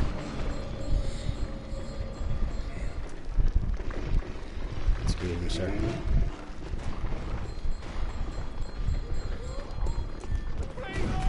Well, I know I'm not picking up everything. That's perfectly fine.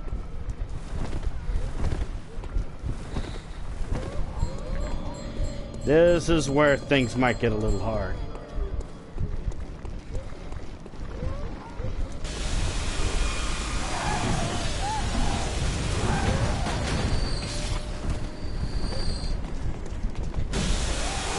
Give me a minute, Rumble. Woo! Clip that. That was a good jump. That was a real good jump. Clip that shit. I don't know. We'll see. Yeah, clip that jump, man. That was a really good jump.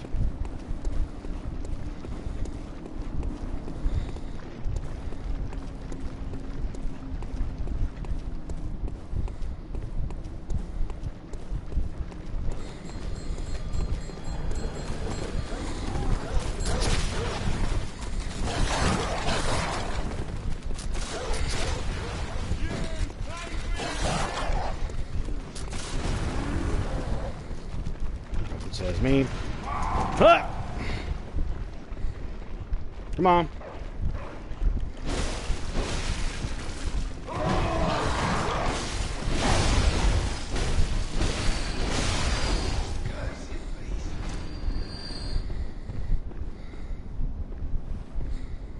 I know there's some hunters right there. We're gonna bypass you guys.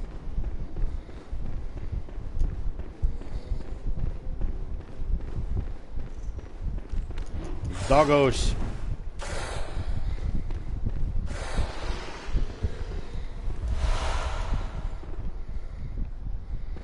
Mr. Doggo.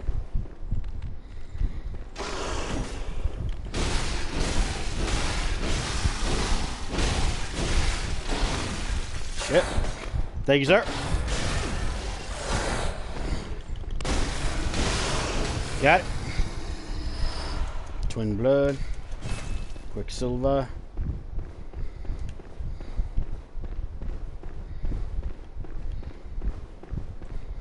There's a boss over here I need to kill.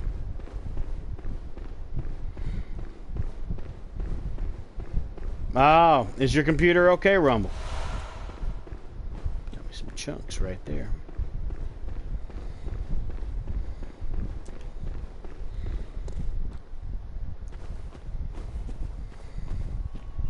Nah.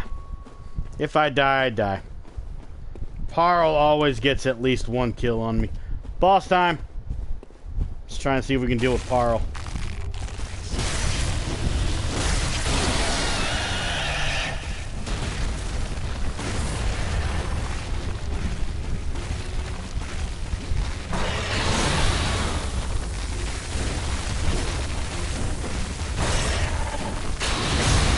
Really? Get up.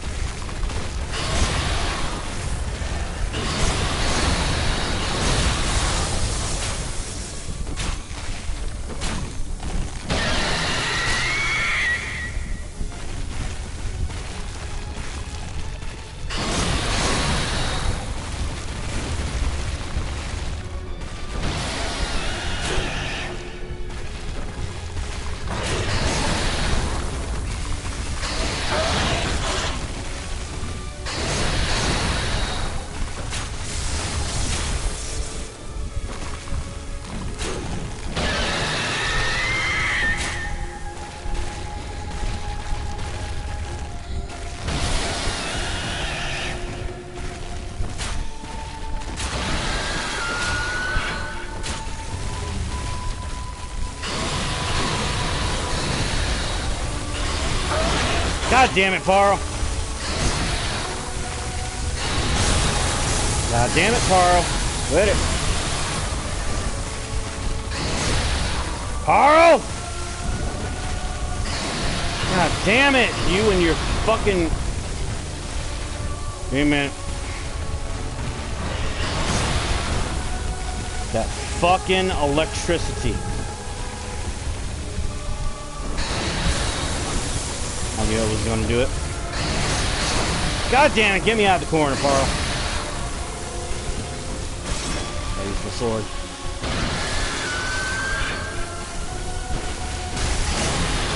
God damn it, Parl.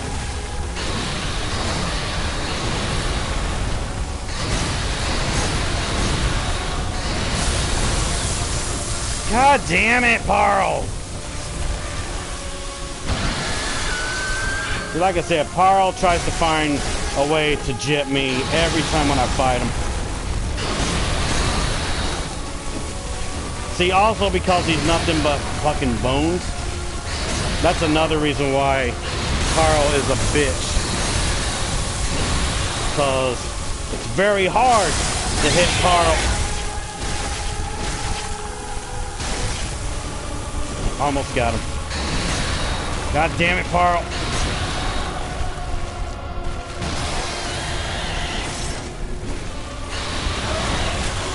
God damn it, Parl.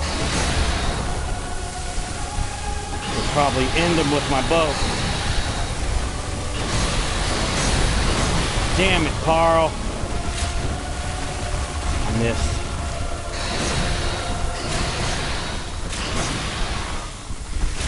Nah. Not going to be able to. Parl! Quit it.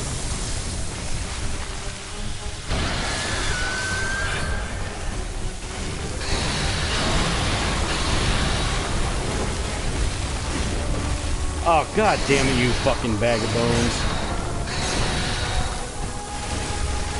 Come here, you bag of bones. There we go. GG.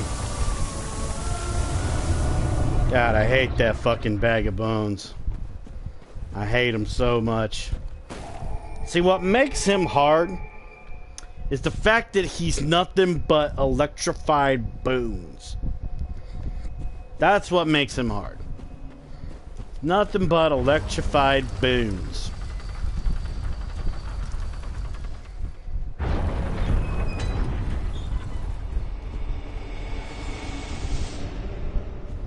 Alright.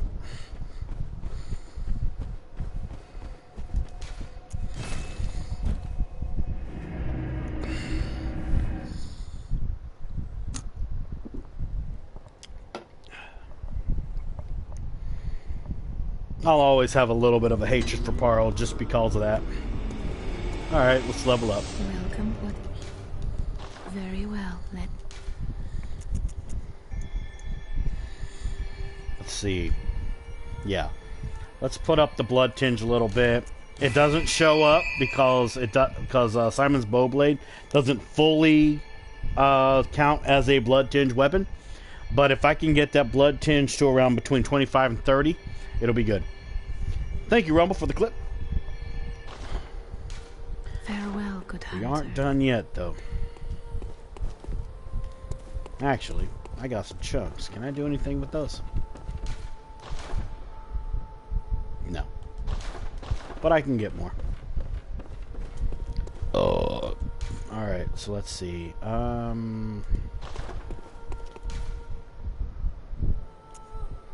Yagoric Chapel. Because now we gotta get to the One Reborn. Which, that's not exactly going to be a fun fight. But it's one I'm gonna have to do.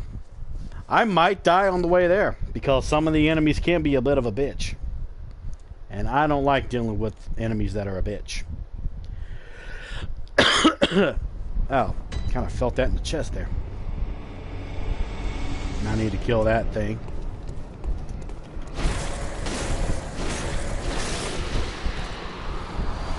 I need those chunks.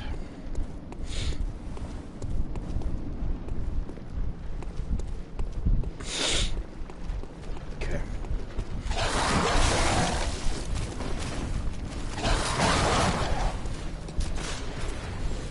Excuse moi.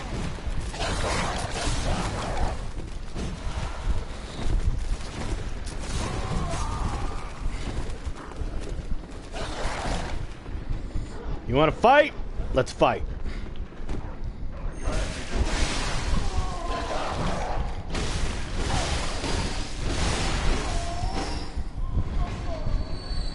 Now, can't open that. I know there's some hunters right here. Fog them. I at least want to try and get that item, though, right there that he's guarding. Got him to do his roar. Got Moon. Gotta go. Ah, the rifle spear. Okay.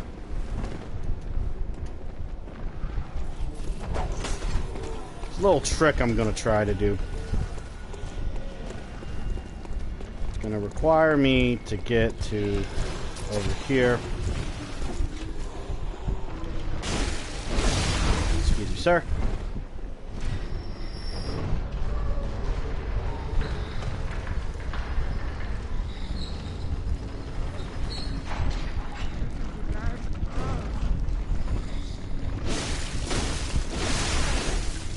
Shortcut. Iron Yagor helm.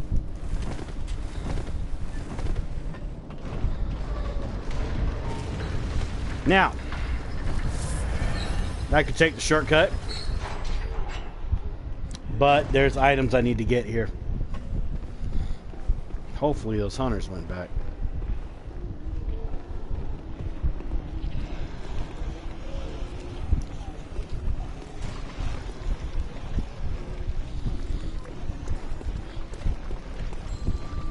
Little bell lady. Bye-bye, bell lady.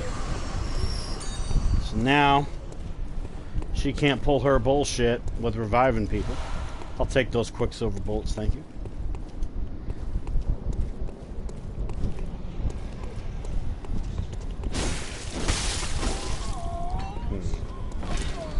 Where'd those hunters go?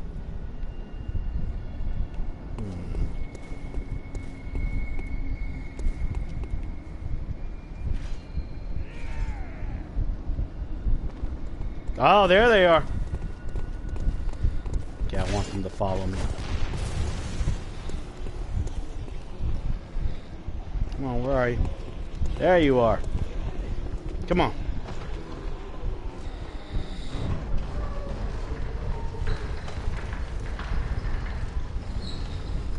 We can play a little game with them. Give me a moment.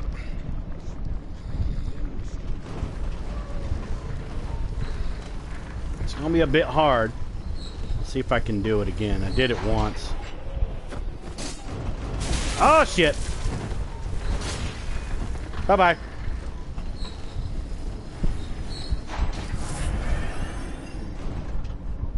Did he die? That's not good. I didn't get any echoes for that. Where's he at?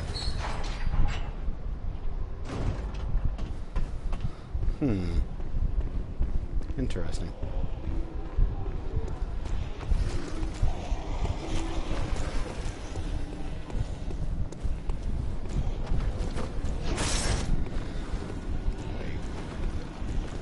I want to try it out.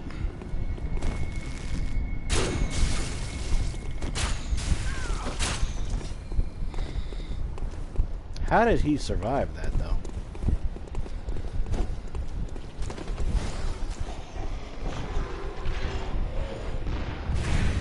Ooh!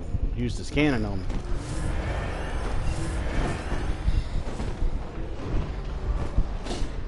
I think he fell.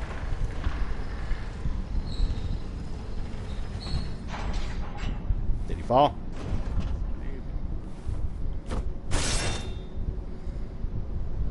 Damn, it's gonna be that kind of game, huh?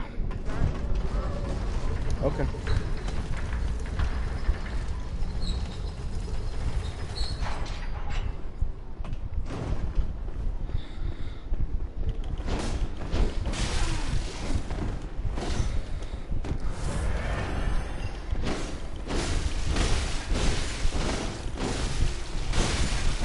Shit! Damn it! Damn it! But it's okay, I unlocked a shortcut, and I'm gonna use it. That wasn't even a lot of blood echoes to begin with, though. May have been 8,000, but I'm good.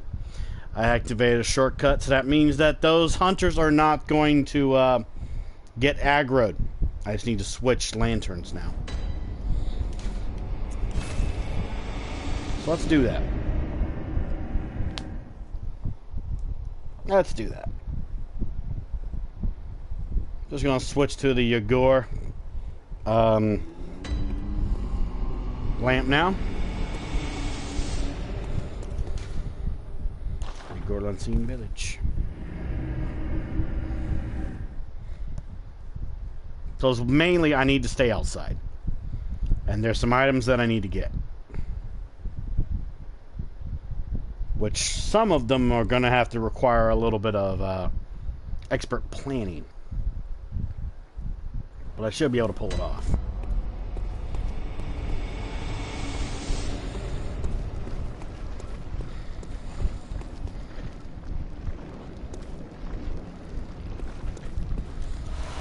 Bloodstone chunk.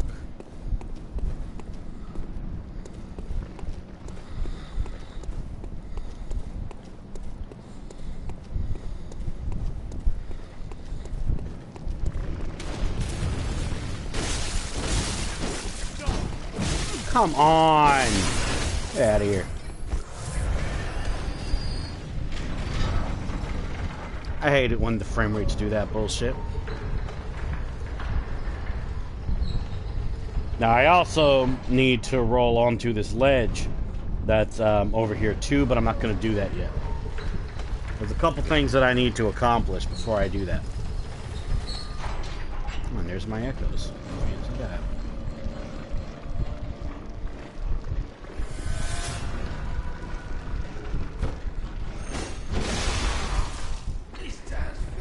Now let's go deal with this lady. And then we can roam free. Kinda. Last time... the issue runs on my ash. Oh, okay.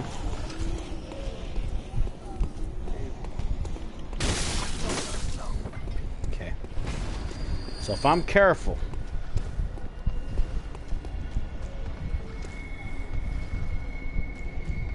they shouldn't even come outside. I need to find that box. There's that box. I need to wait on that box in particular to come back up. Also gotta be careful because the hunters are right there. Now the object of this is that you should not attack this box. Don't worry, it'll come back. Let's go get it though. Let's just bring it on over. Hello, Mimic Box. Come on.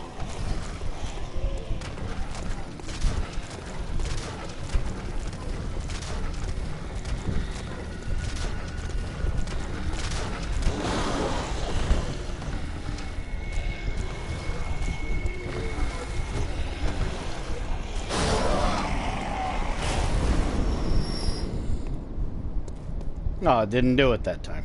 Okay. Because you're supposed to have... it's a little trick I learned. Sometimes they can drop really interesting blood gems if you make them come into the fire. I do want to test this out on one of these Mimic Boxes, though.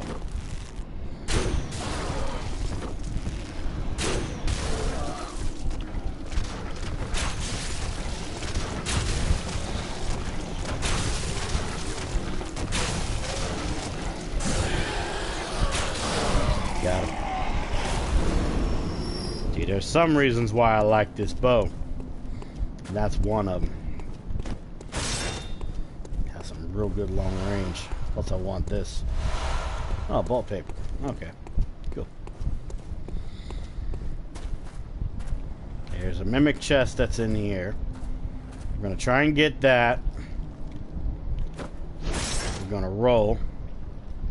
And hope for the best. Ah, no, that didn't work. Usually I can pull that off.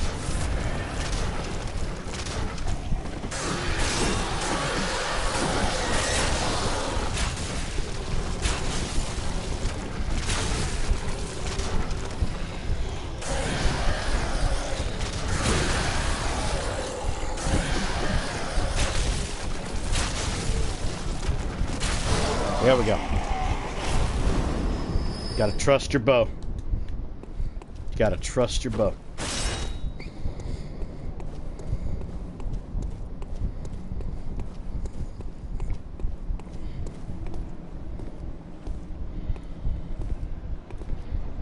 There's technically nothing over there except for the taunters. So we're not even gonna go over that way. Oh, one of them saw me.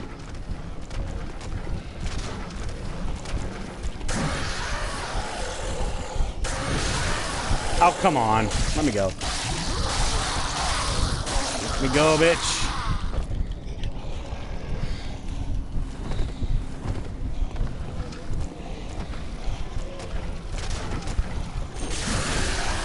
I wasn't able to get off my full thing. Aye! Damn it! That slam. Okay. Guess I'm getting used to my sword some.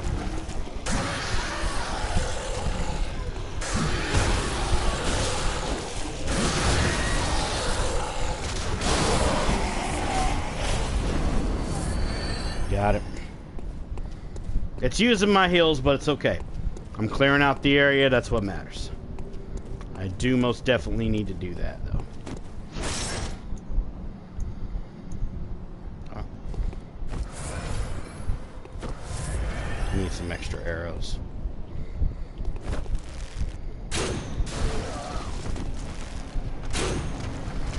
Ah, shit. That was stupid.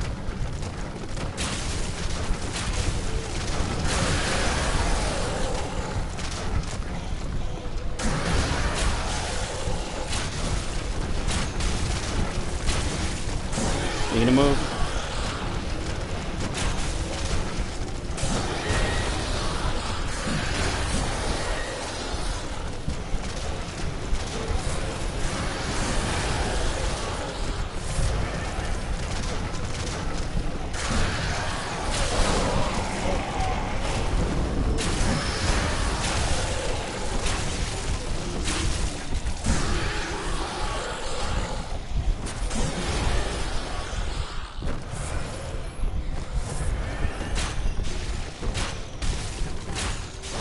God. Alright. Took care of that shit. Got the black hooded helm.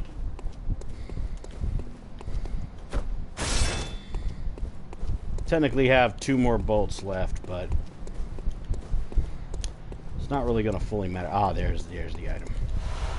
Frenzy Gold Blood.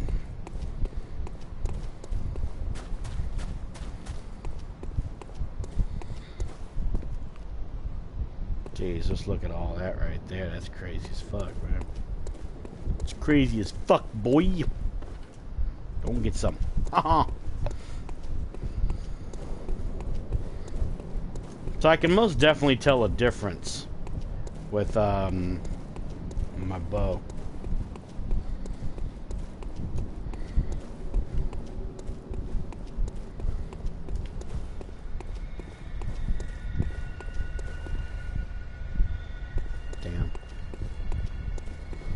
Let's get the Tantras.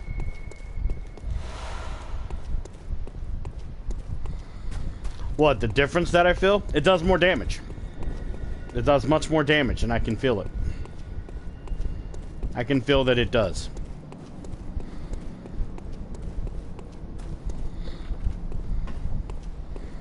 Okay, now I need to go this way, because I have a door I need to open.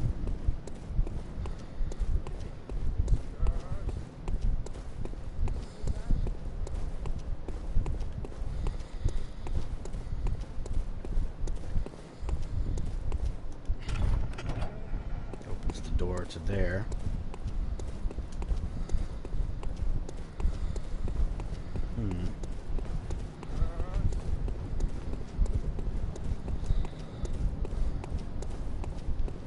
Gotta go over here.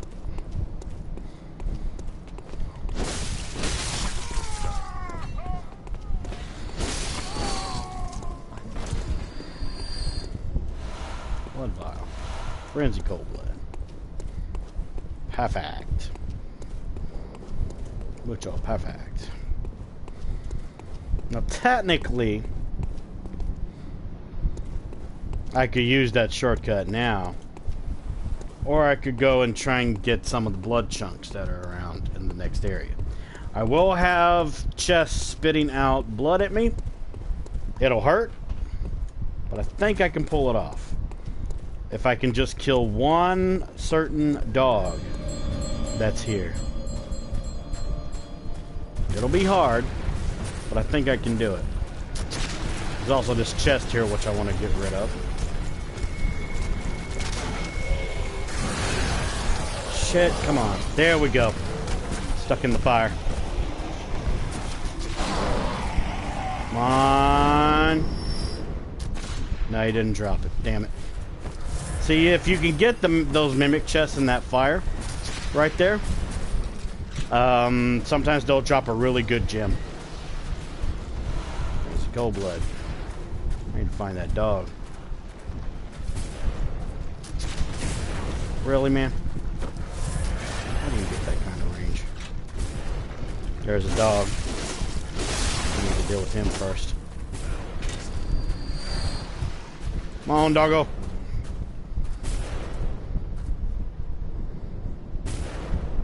Not sure what you're trying to... There you go.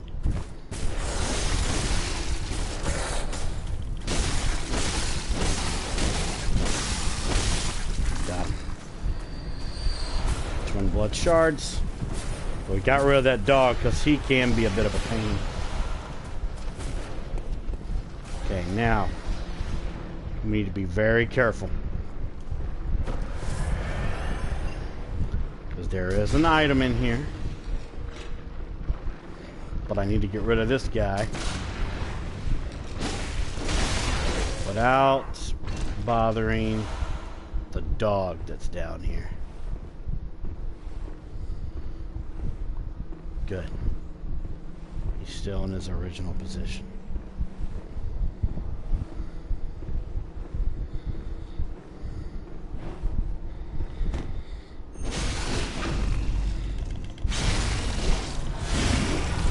Plus, because of my high skill, my viscerals are really good. Twin blood shards, tempering blood gem. That is something I needed. There's some good news.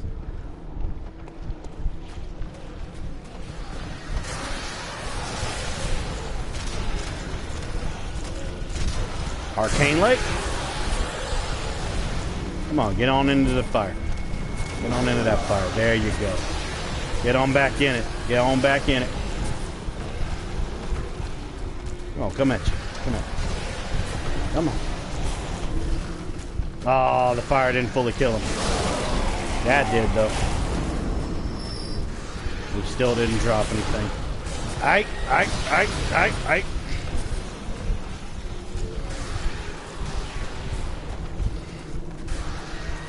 Get my Bolt Hunter mark ready. There is an item over here, and I need to get it. Mammon's knowledge. There's an item on the other side. I need to get it.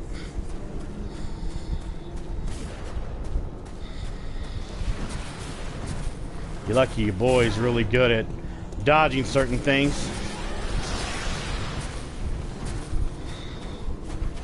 Yep, please. That's where the boss is. But we can come back here in a little bit, actually.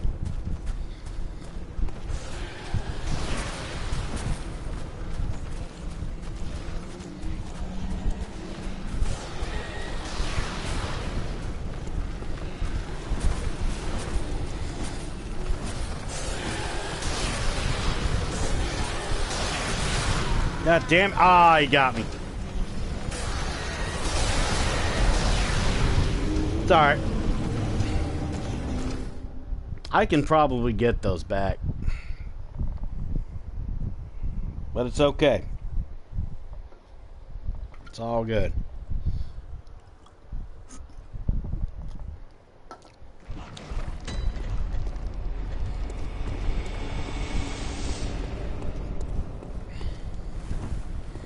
Let's activate our shortcut. Didn't get a chance to use the Bolt Hunter mark, but it's alright.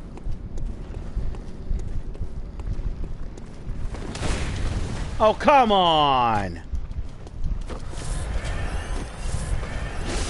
You asshole. God, that was a lucky fucking shot. That was a lucky fucking shot.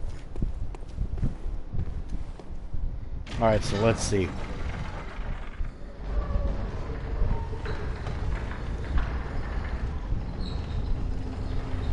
Yeah, let's go ahead and use, we can go ahead and use the shortcut.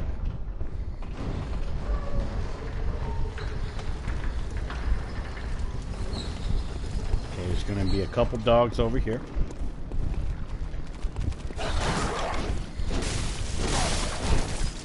Where's the other one? Come on.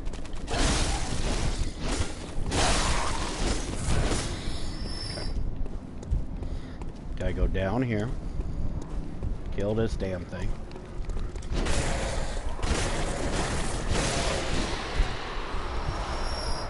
Chunks.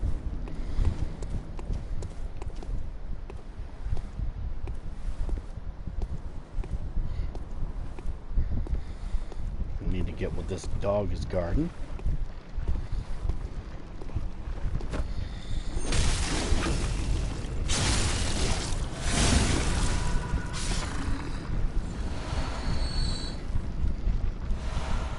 Bloodstone chunk. Now that we did that, remember how I said this is a shortcut, right? I'm going to show you how it's a shortcut. It's a shortcut within a shortcut. Inspect the bath. Remember that area where I died? I'm about to be there, but things are going to be a little more calm. Just a little more calm.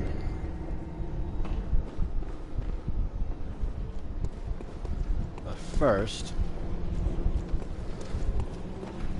there's that dog. I don't need to aggro him. Let's go.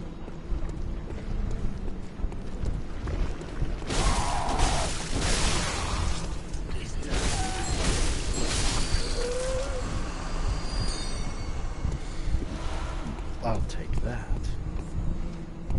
Let's see. Okay.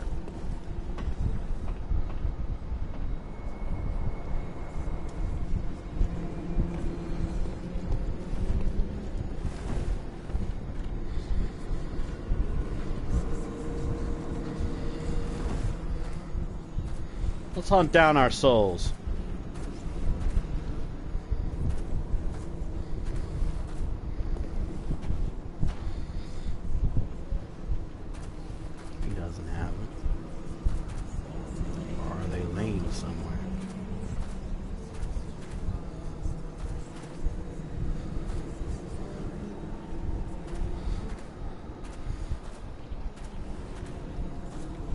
Looking carefully.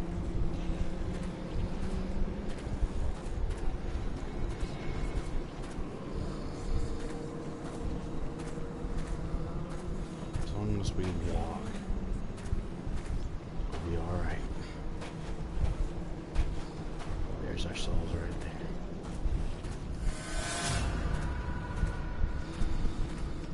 I had to look carefully.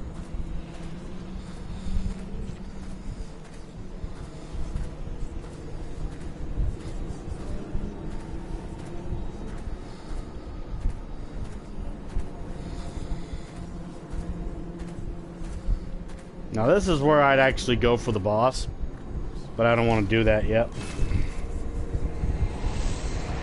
I'm using the souls before I do anything. I'm using the souls. Level up more of the blood tinge.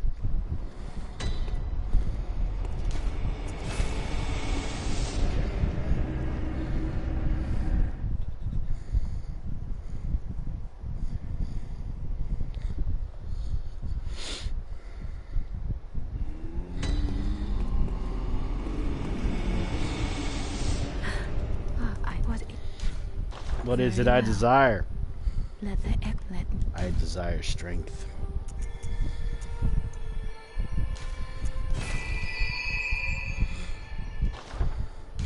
Farewell, good hunt. May you find your worth in the waking world.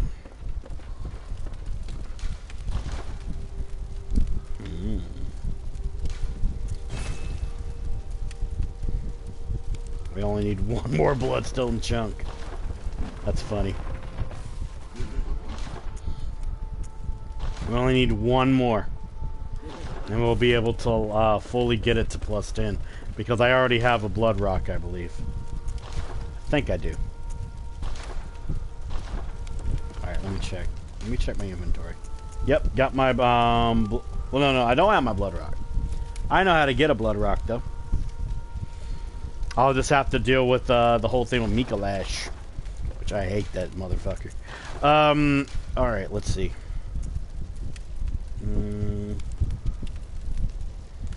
Most definitely better. Let's see.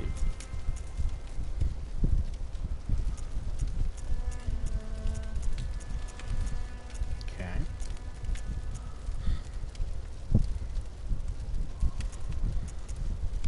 That adds a slow poisoning effect. And that puts the scaling up to S. Ooh. If that's the case,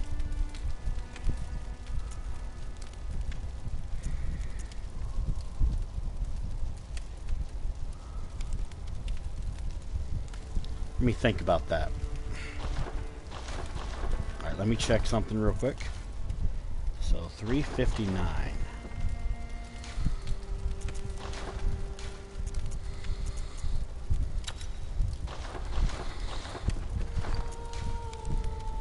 Still 359. Oh.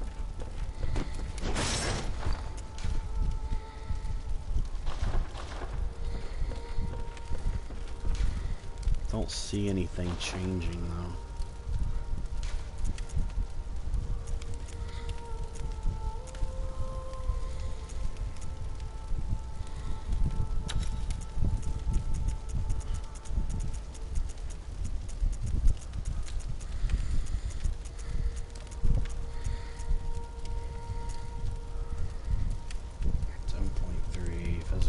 Full HP, 2.7.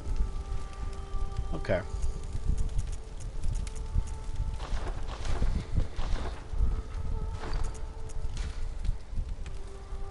$375, not bad. Did you know Souza Man or someone in the CSS is doing Eclipse compilation? Yes. Soze actually brought that up in the chat. If you want to contribute some of my clips to that, go right on ahead. That'd be pretty cool. Alright, so let's see. I got some new stuff. Visceral text, grant more blood echoes. Got it. I got the extra arcane lake. Okay. More echoes from slain enemies. There's Moon. Okay.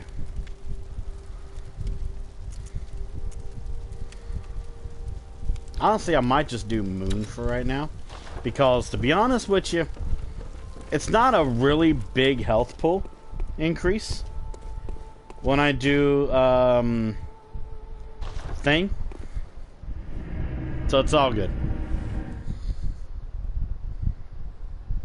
So what I'm going to do, I'm going to attempt to do the One Reborn by myself.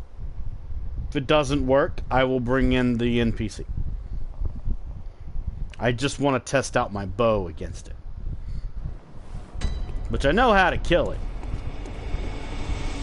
Just what matters is if I can actually pull it off. I still need one more fucking chunk too, man. One more fucking chunk.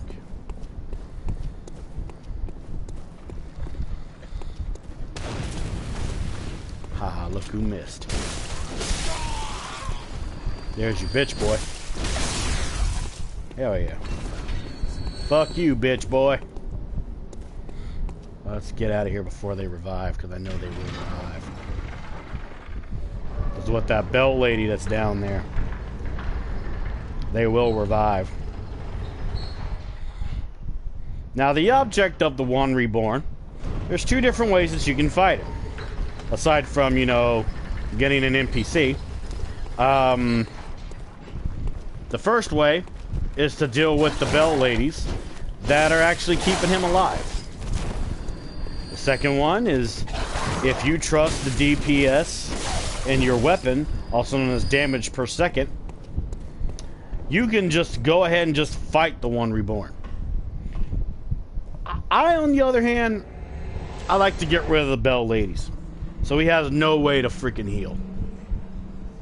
So that's what I'm gonna do. We're gonna handle this son of a bitch the way it's supposed to be done.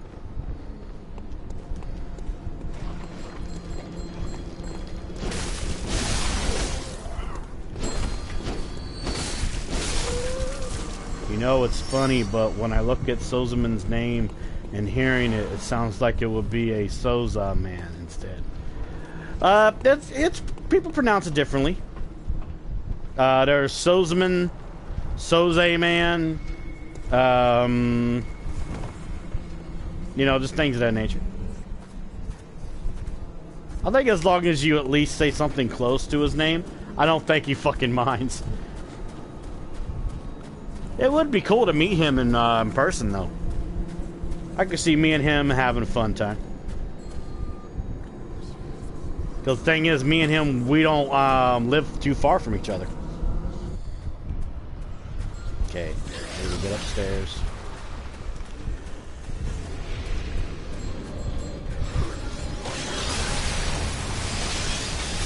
Why am I stuck?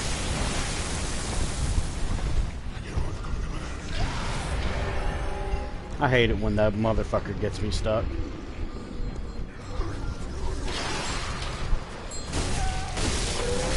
Oh, come on! Get off of me! That's a new move. That's a really new move right there. I have never had him do that to me before. That is really new. Quicksilver Bullets. But, first time for everything.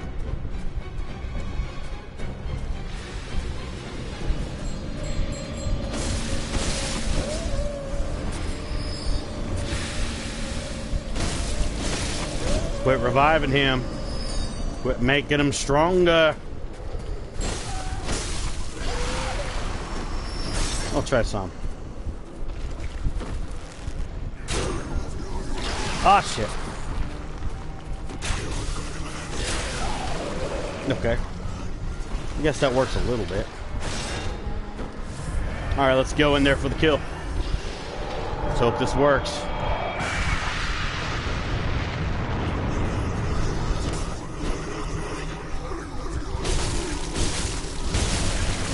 Oh yeah, I got the DPS for this.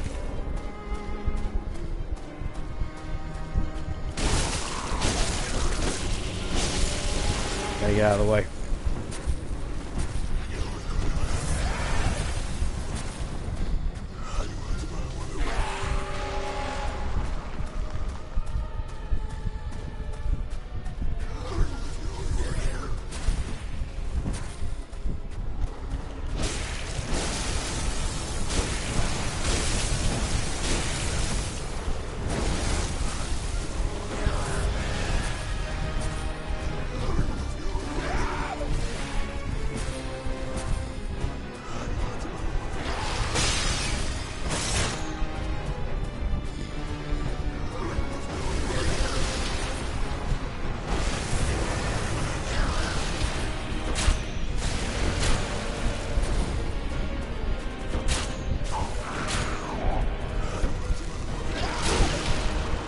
Got the hit.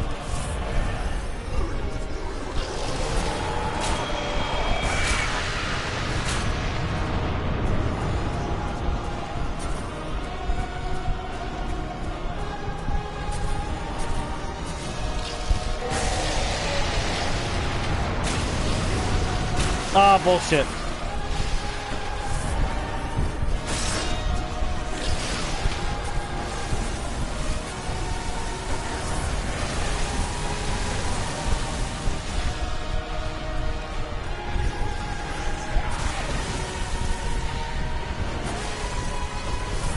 Sorry.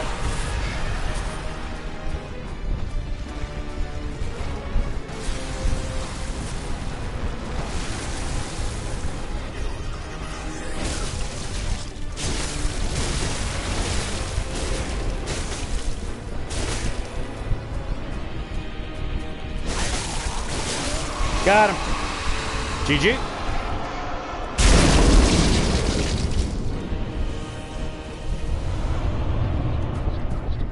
Alright. Re-rock that shit. Re-rock that shit real good. Before I do that, let's go level up. So I could also tell there was a difference with my blood tinge right there. I think getting the blood tinge to 30 will be good. 30 will be good enough. And then I can just put the rest of it into like my health and my endurance. Honestly, my health would probably be the best thing.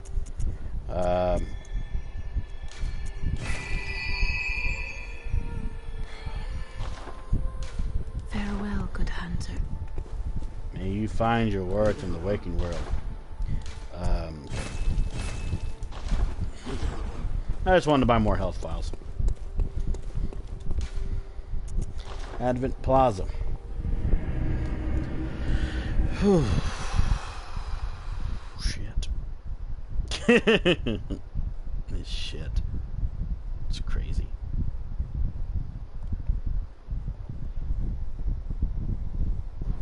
Alright, so now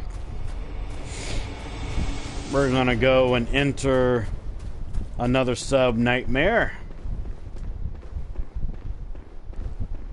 Mikolash.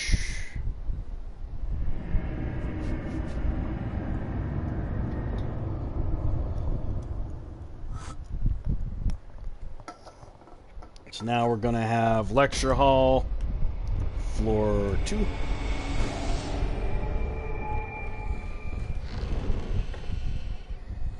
Which this is an interesting little area too.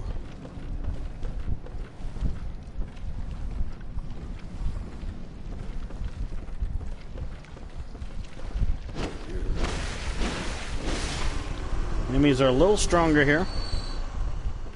That's all good. Need to roll through. I can't target him.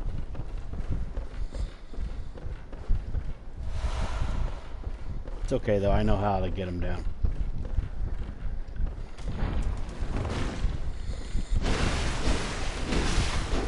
There we go.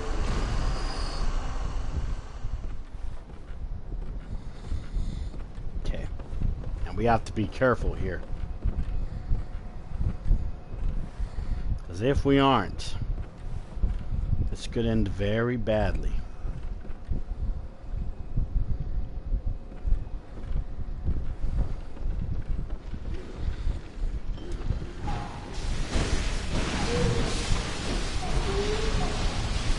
You get off my back.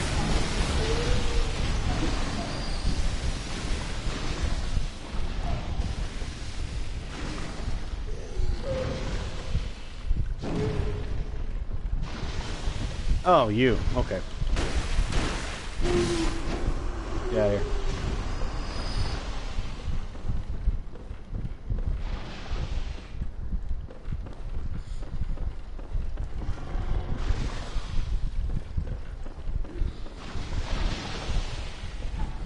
Hey, buddy.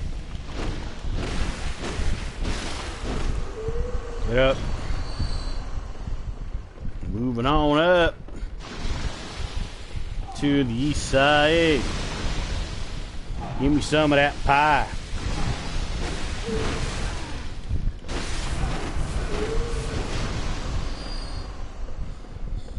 Hope it says me.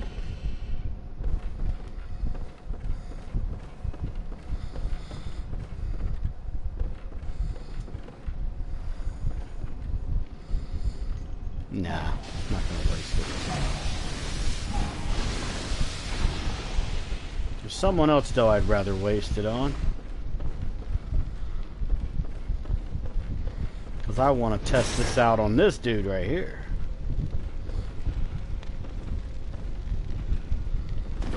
It's gonna hurt though. Really.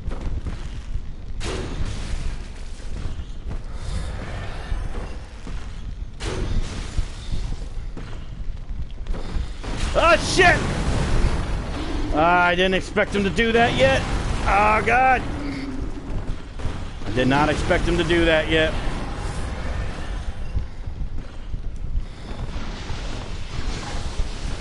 Jesus, I hate when he does that.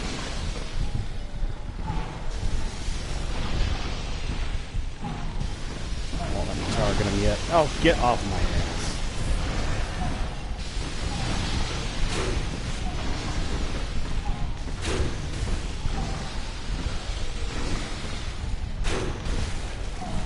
Back off.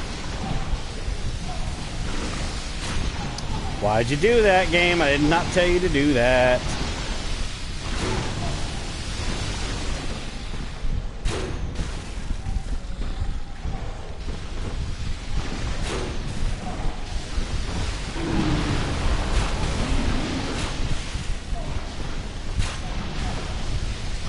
Oh, come on, give me that.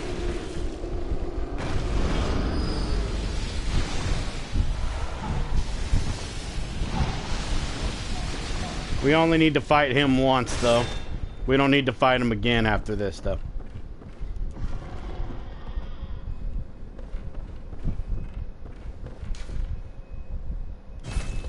Lawrence.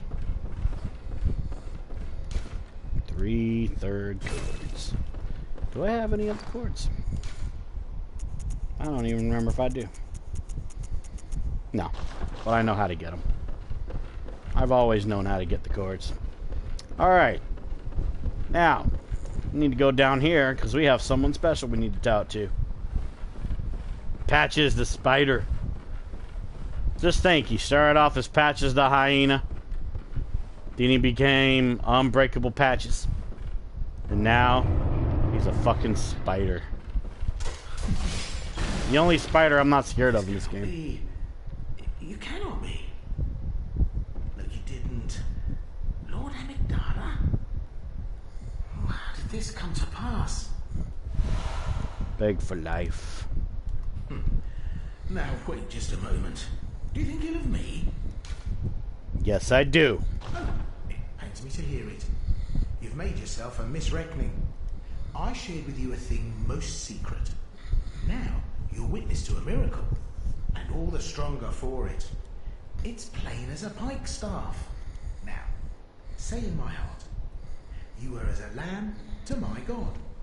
Well, you weren't to know, and it wasn't for you to know. All's well that ends well, I say. No matter, such details are trifling. We're fast friends by now. Let this express what words cannot. Oh, doubt me not, sweet compeer. What is friendship but a chance encounter? Is that right? That was uncharitably done. That was uncharitably done, dear friend.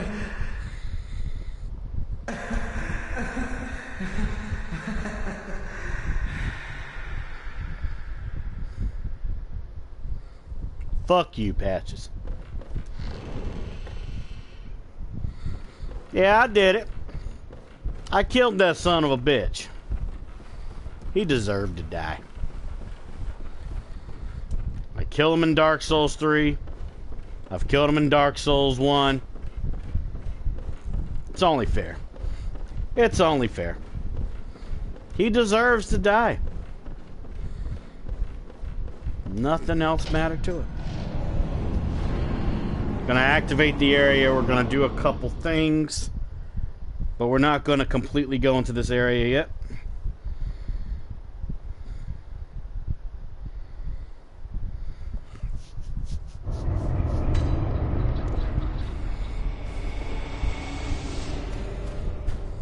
All right. You look for a little crawly boy.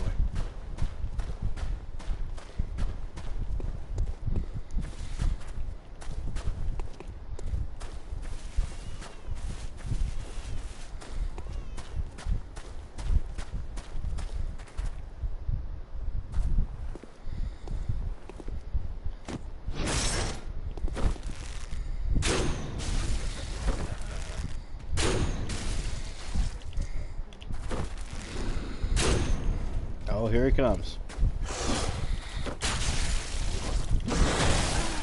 Why did you do that for? Oh, it's because he's out of arrows. God damn it. I forgot that he ran out of arrows. God, I'm dumb. God, I wasn't even looking at that. I feel so freaking dumb. That's okay, I'll get my revenge. Because my arrows are back up now.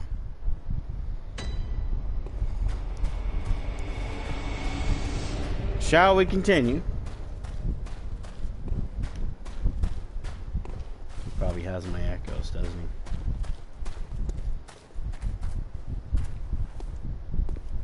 he? Yep. He sure does have them.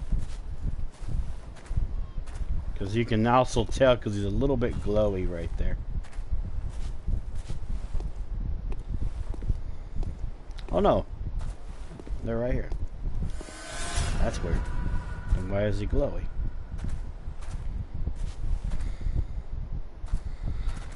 Come on. Come on.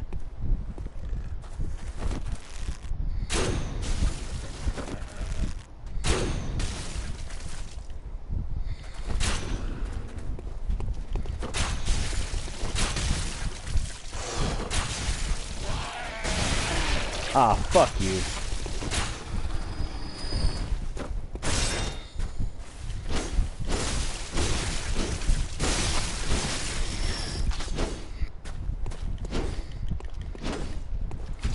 Come on.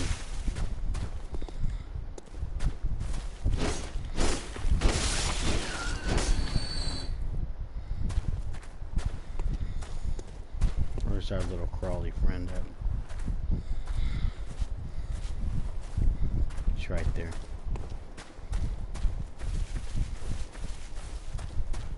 There he is.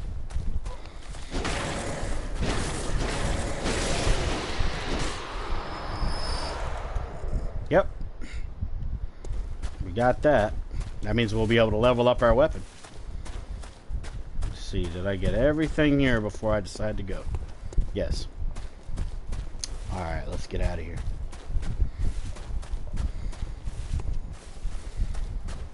What we got here? Frenzy? Frenzy blow.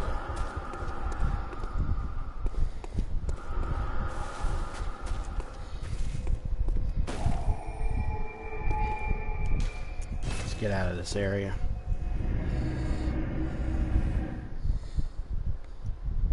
Because we're going to begin streaming in just a little bit. Oh yeah. Let's go level up our weapon.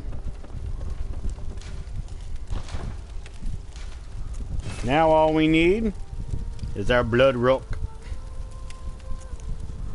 And then we will be set. Also, I want to use these echoes. I want to see if I actually can get some pass. Perfect. Welcome, what it? Very well. Nope, I'm not there yet. Farewell. We'll make it there, though. Even if I gotta sell a few things, I will. Yeah, we'll have to sell a few things. It's okay. We're gonna end in just a little bit, though. I want to go up this level. I'm gonna sell some of the stuff I know I ain't gonna use. Like fire paper and bolt paper, because I can't buff this weapon. Welcome, what is it? Very well. Blue tinge.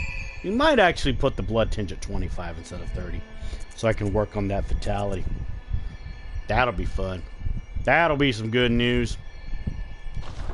All right. Farewell, good hunter. All right.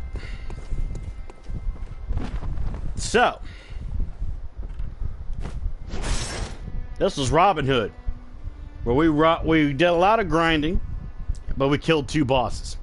We killed an optional and we killed a main. So yeah, this was Bloodborne Tuesday, where it was the continuing of the adventures of Robin Hood. So yeah, this was Bloodborne Tuesday. It is time for me to do my schedule. Then we will do the outro, and then we will try and raid somebody. So stay tuned for that. So this was Bloodborne Tuesday, where we did Robin Hood. I'm off on Wednesday. Thursday is Dark Souls Thursday. We're going to be continuing the Broken Sword Challenge. Maybe by then I'll find out what to do about Pontiff Sullivan. That's going to be an interesting little situation there. So that's going to happen on Thursday. Friday is going to be Fallout Friday. Depending on how things go from now until that Friday with Fallout 76, we will probably do Fallout 76. If I'm having bug issues, we'll go to Fallout 4. Because I want to make sure I get rid of as many bugs and glitches as I can off of 76 before I decide to stream it. Which that's gonna be difficult to do, but I want some of this shit to stop what it's doing. Come on, Bethesda, get your heads out your asses. But yeah, then I'm off on Saturday. I'm off on Sunday. Monday, we will either do more of the Havel Monster run, or we will continue more of the Sun Knight. I'll figure that out by Monday. And of course, Tuesday is Bloodborne Tuesday. We will continue more of Robin Hood. I'm probably going to try and do a little bit of grinding off stream to get him to the 25 blood tinge and get a little bit of his health up so we can be ready for the one boss I can't fucking stand in this game, which is Mikolash. So let's go ahead and turn my phone on, and we'll have that load up while I do my outro. So, if you enjoy what you saw today and you're watching this on Twitch, give the channel a follow. Become a member of the Spadian family today. Yeah, if you have some money lying around, you want to help the channel grow and become something more than it already is, you can drop a $4.99 Tier 1 sub on me. I have other options as well. I have a Tier 2 for $9.99, and I have a Tier 3 for $24.99, in case people want to know the depths of what kind of helping you can help with the channel in terms of direct help. Let's say you don't have any money on you, though, but you still want to help, but you have a Twitch account that is powered by Twitch Prime. You could drop that free Twitch Prime sub on me. Any amount of money that I get from donations to bits to subscriptions will go toward me getting a new computer so I can widen my horizons of live streaming for everyone. And depending on which tier you get, you will unlock a specific emote. If you get Tier 1, you will get the Monster Estus emote. If you get Tier 2, you will get not only the Monster Estus emote, but you will also get the Monster Blood Vial for Tier 2. Tier 3 is my Solaire Praise. Tier 3, yeah, is my Solaire Praise. It's currently being remade because I recently got my Tier 3 sub, and I want it to be a little bit more flashy. So, yeah, be ready for that. But yeah, let's say you're watching this when this gets published later on YouTube. Give the channel a subscription. Same thing as following. Give the video a like. Give a nice positive comment down below, because your boy tries to enforce that positivity because the whole world is filled with negative assholes that just want to ruin your day. So, let's see who's live streaming, and we'll do a raid. We'll do ourselves a nice, beautiful raid. Let's see who's streaming right now.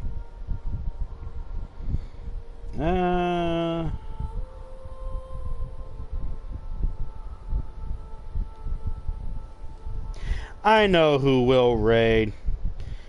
See, I could raid Shio, but I got another idea in mind. I recently made a friend on Fallout 76 recently. I gave him some stuff to help him with his journey. We're going to raid Catman434. So, let's go ahead and raid this amazing guy. Let's do this. Let's raid the Catman.